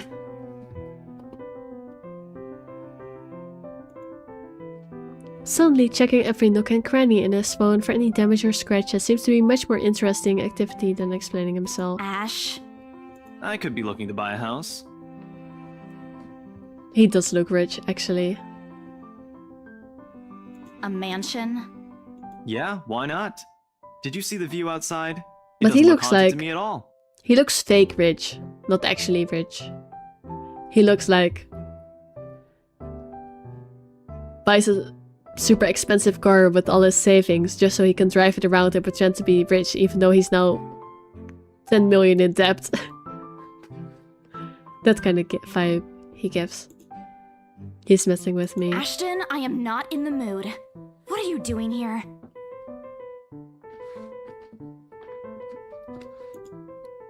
He chances a glimpse at some point behind me.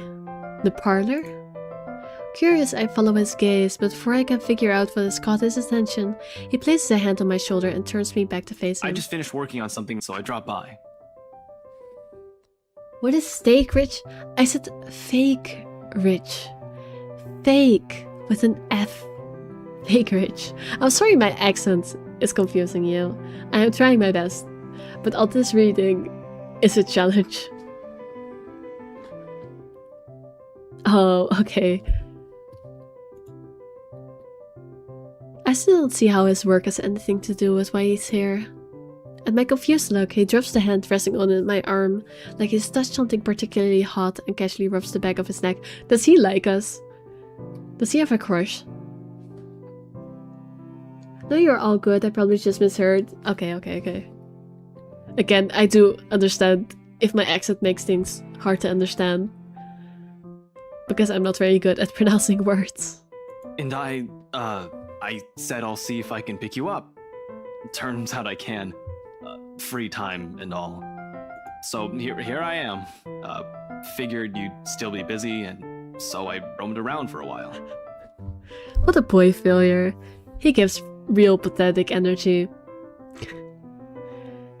This man should be...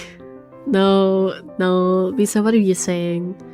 I want to make a pegging joke so bad, but no, this is not the kind of game for it.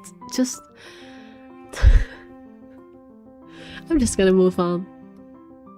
Oh, you should have mentioned that sooner. I was about to throw you out. I think your English pronunciation is pretty good, actually, especially since you aren't a native speaker. Thank you. I do appreciate it. But there are certain words that I definitely still struggle with. Would have pegged you for someone who does pegging jokes?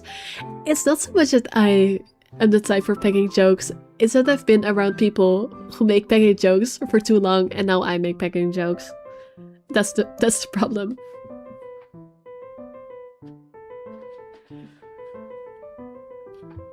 Throw me? Hey, I was given a pamphlet. I think that makes me a legitimate client. We have mandatory sign-in sheets for clients, Ash. I didn't see your name on it. And you can't just roam around because it says open house. Normal people actually follow an etiquette here. Right, okay. I think I'll just go ahead and... No, wait. I wasn't really going to throw you out. Rose said... Never mind. I was just about to leave anyway. Wait, what? Now? Something must have shown on my face, because he pauses and gives me a long hard stare. Sometimes I forget how easy reading people is for Ash, given how he often looks as if everything around him is a chore. I avoid his eyes, hoping he'll drop the subject and won't ask any more questions. The last thing I want is to tell him what happened, especially the part about the letter. In fact, he's the last person on Earth I'll ever think about telling it to if I can help it. Sure, he's a dependable guy, God knows how many times he has helped me, even without me asking for it. But stuff like ghosts and the supernatural... He'll never believe those, even if he hears it from a friend. Except maybe if it's Rebecca. I read it as Bisa originally. Yes, please believe me, I am very trustworthy. And also in this game, I guess. On a good day, the most harmless thing he'll do is give you an explanation why those things have no chance of ever being real. At worst, he's insufferable. He'll poke fun at you at every single chance he'll get. Asshole. What did I ever do to him? He never does it at Becca or Zach. I can already imagine how things will go down the moment I spill a word of what I saw. Nope, over my dead body. Before it catches his attention, I shove the letter deep into my bag. What's wrong? Nothing. Let's just go. Doesn't look like a nothing to me. We still have Zach's movie tonight, remember? It's still early. And didn't you say your shift will end around 5 or 6? What about... Hey, Isabella, wait up! We're just leaving. Honestly, good for her. Don't go back to this place. A burst of air greets me as soon as the main door opens. Not the usual autumn draft, but it's still a welcome change from the stifling atmosphere inside the mansion. Ash's footsteps are quick behind me, the soles of his shoes thumping hard against the polished concrete in an awkward cadence as he rushes to catch up. He Calls out once, twice. The mansion still looms in the background. Oh, something bad is about to happen. I don't think it will let us leave, actually. Whispers calling me back, shadows beckoning. Help me. Oh, no, no, no, no, no. That's what the letter said.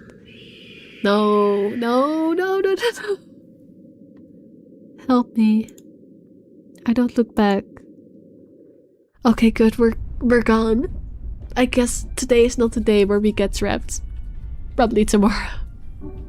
She did say she had another shift, like guiding people around, showing people around tomorrow. So she'll probably get trapped some other day. We spent the ride back to Luxborn City in a relatively quiet manner, with only the radio's disjointed hum in the background to fill the silence. Occasionally, Ash will reach out to fiddle with it until the signal settles or it's on a respectable volume, but otherwise he doesn't say anything. Neither do I.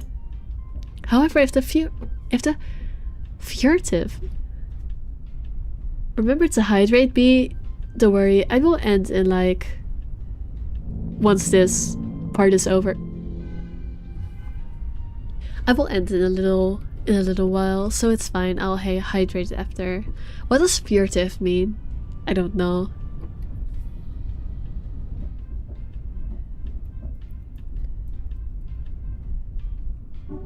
Attempting to avoid notice or attention, typically because of guilt or the belief that discovery would lead to trouble, secretive. I see. Not a quiet and secretive way to avoid being noticed. If the furtive glances he's been sending my way are signs, I know there are things he's been itching to ask since we left the mansion. I keep my eyes trained on the passing scenery outside, in the small hope that my disinterest will dissuade him. Here. All of a sudden he tosses something at me from a small compartment on his side. It hits me cleanly on the chin before I can make a move to catch it. The small package makes a soft landing on my lap instead. Sorry. These side portraits are so inconsistent. Like, he looks better in the side portrait than he does in his main one.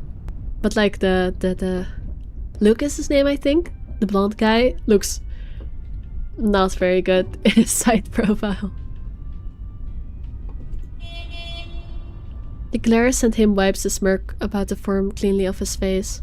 He clears his throat, focusing his eyes on the road again. I swear, he did it on purpose. Ignoring him, I flipped the half-forgotten package on my lap. I won't say no to free food, but why are you giving away cereal bars? I always have one on my person, and you look like you're about to pass out back there. Have you eaten lunch yet? I don't even get the chance to deny it, because right on cue my stomach rumbles loudly and an empty gnawing feeling in my belly becomes noticeable. No surprises there, I did skip breakfast and lunch so I could catch Becca while she was on break. I was hoping to get a small meal after. I guess with everything going on, I just forgot until Ash mentioned it. It's not like the hollow feeling's new to me though. If anything, it's just one of the things I've gotten used to ignoring over the years growing up. She did grow up poor, didn't she? Thanks. Then I tear open the package and start nibbling on the edge of the bar. Apart from an acknowledging nod, Ash doesn't say anything after that small exchange. For that I'm thankful.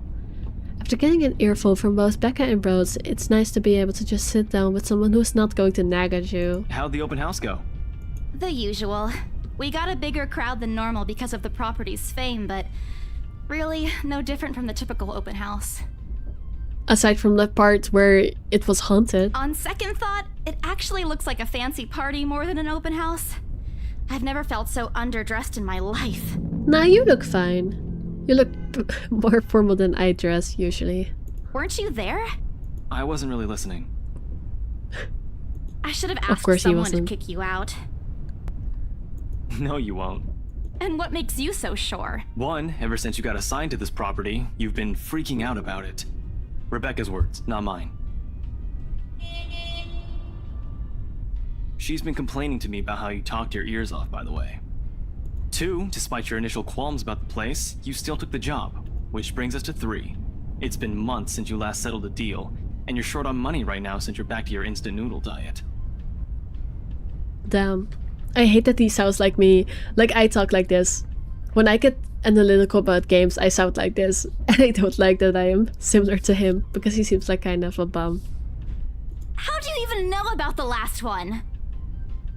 Was that car horn in game? I think so. It does have good sound design. Rebecca. Wait, what? Oh. Anyhow, you're hellbent on selling the mansion. Even if someone you know Yeah. personally is in the tour group, you aren't going to just kick them out. Every single person who went on your open house is still a prospective client to you. Even me. Mavis came back just for that, yeah. She has been here, she's just lurking because she's drawing in the meantime. He is not entirely wrong.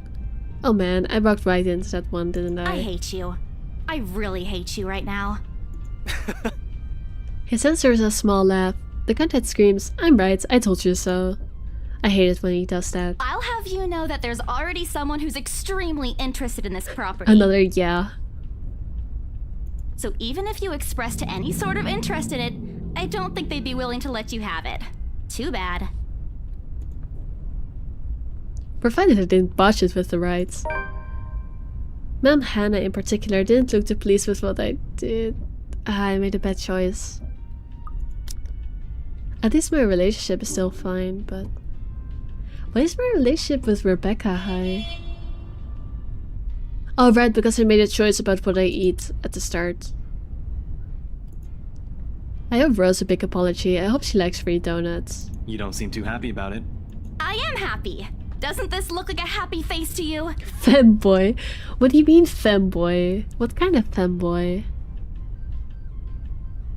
What kind of femboy? Really? And here I was thinking you found another one stuffed in the sofa. Or is it the wardrobe this time? He meant it as a joke, but how close it is to the truth made my blood run cold and my own heartbeat a heavy weight in my chest.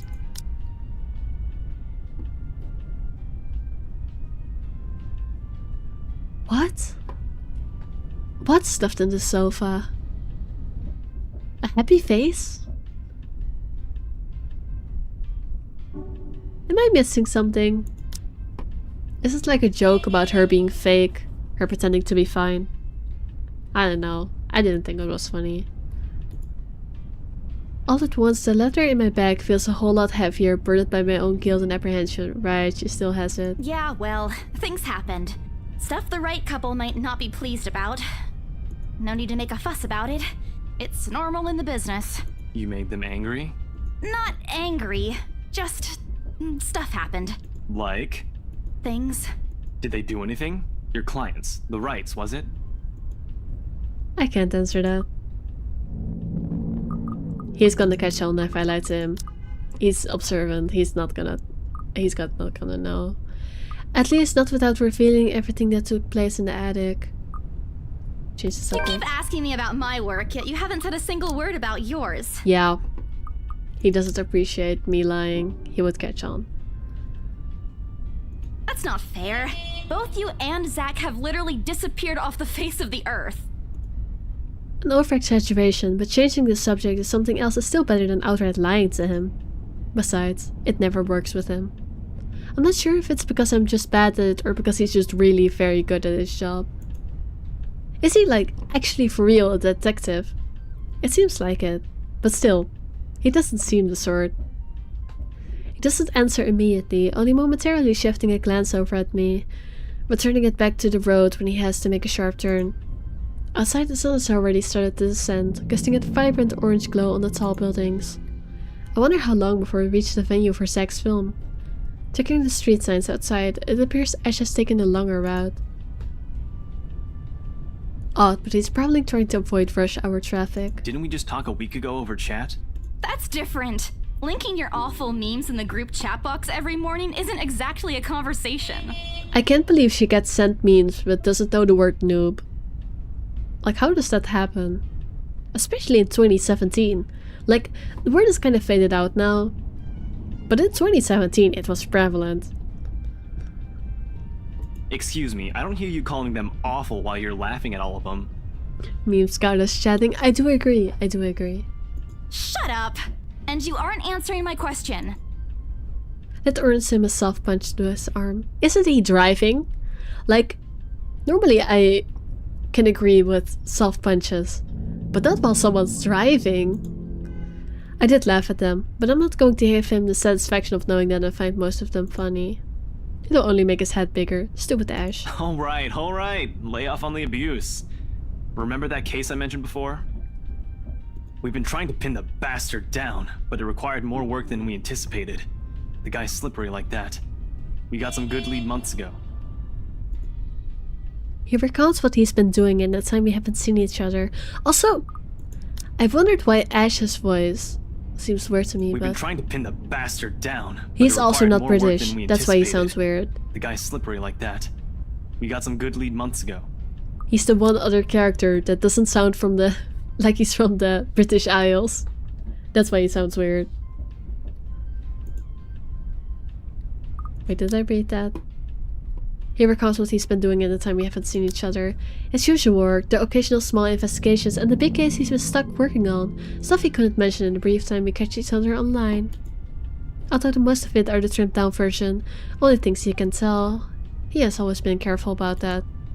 Even in the way he spins his answers to my questions, just enough to satisfy my curiosity, but not enough to paint the whole picture.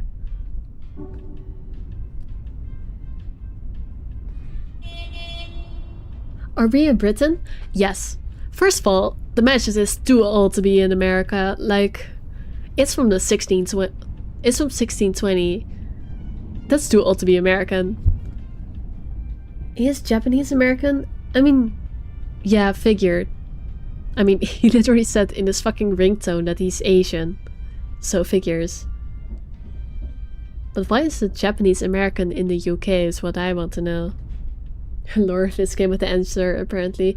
Yeah, she looked up someone's nationality earlier, so she probably still has the page.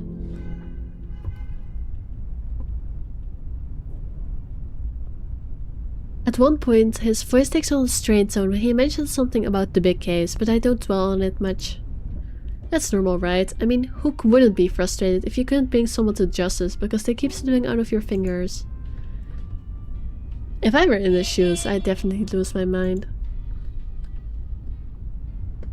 His stories never cease to be entertaining regardless. If things weren't the way they were back home, maybe I would have considered taking on the same job as him?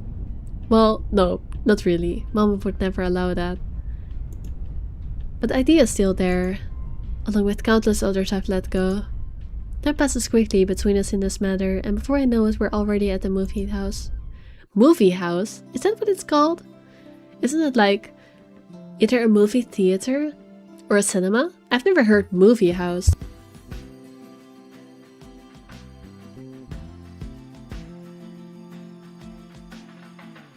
Also, that movie title is definitely foreshadowing. Point of No Return, October 23rd.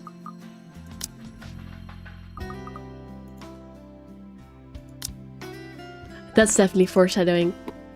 I'm calling it out. That's foreshadowing. That's not just a movie name. That's fucking foreshadowing, isn't it?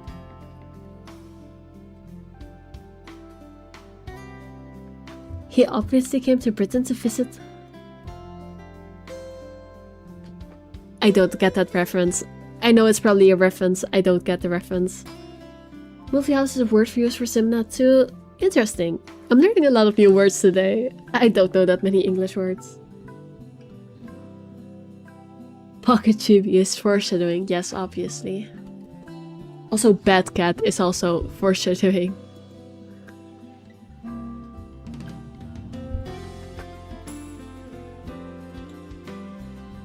I'm trying to read what the poster on the bottom left says, but I can't. Too small. I can't read it. The Lift Fest, short for Luxembourg Independent Film and Theatre Festival, attracts a bigger crowd than usual. Attracts a bigger crowd annually, and this year's no different. I keep trying to read Luxembourg as Luxembourg, as in the country and the city. I've only been to a few indie film screenings with Zach, so I'm not an expert on the matter. Actually, I thought it would end soon, but it seems like we're gonna be meeting a new character. So... Mavis, you know this game better than I do.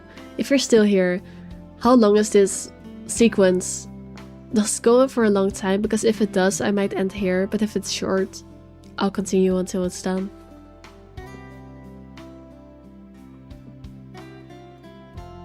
Oh, it's Sherlock. Ah. Luxembourg. Why did you spell it that way? That's quite interesting. I don't remember probably long though. I'll probably end it here then. I'll just save. Alright. I did save, right? Always double check.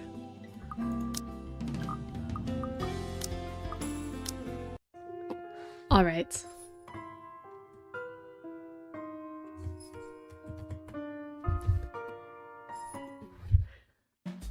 That was the first letter stream.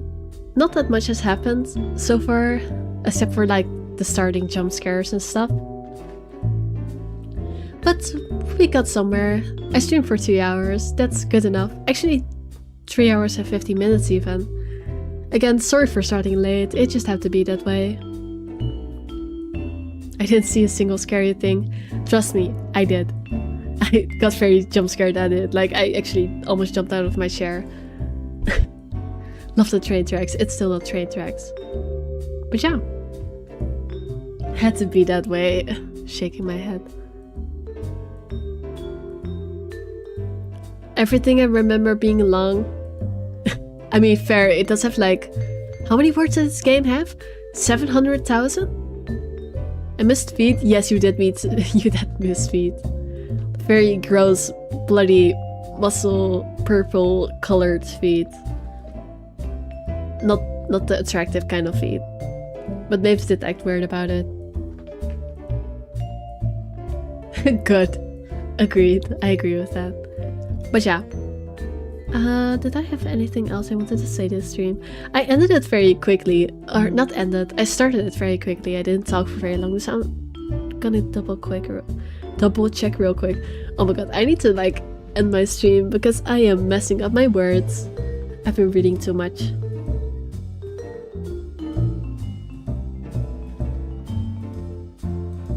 Oh right.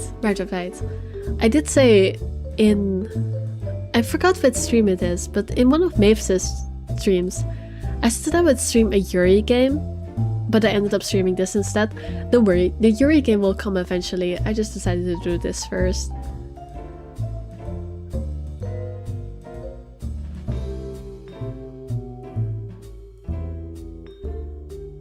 Alright, then that's all I had for today. I had no more notes. Yuri game? Yeah. I have...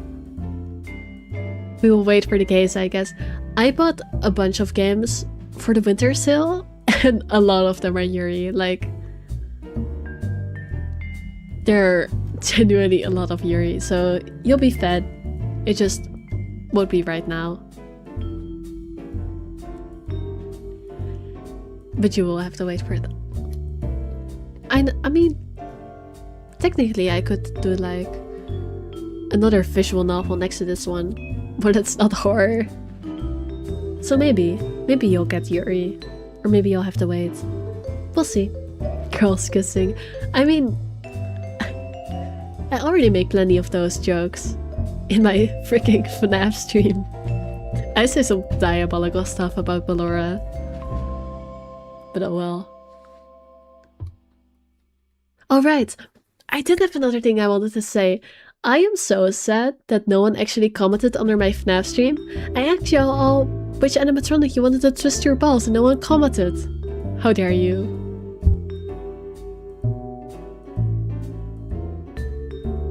It was very sad. I forgot. Go do it now. Go back to that stream now and comment which animatronic you want to twist their balls. Shaking my head. Fake fan for real. I did it now. Alright. I'll go read those once I end. But yeah. I'm glad people still showed up even though I delayed the stream. I was honestly pretty worried about it. But alright. I'm gonna end it now. Bye bye everyone. Do you have anything else to say, or do you want to say your bye byes? Alright, you should. Everyone that's watching this should like the video and subscribe and copy the share link and leave a comment and join the Discord, which is in my description. And what should I make people comment today for this one?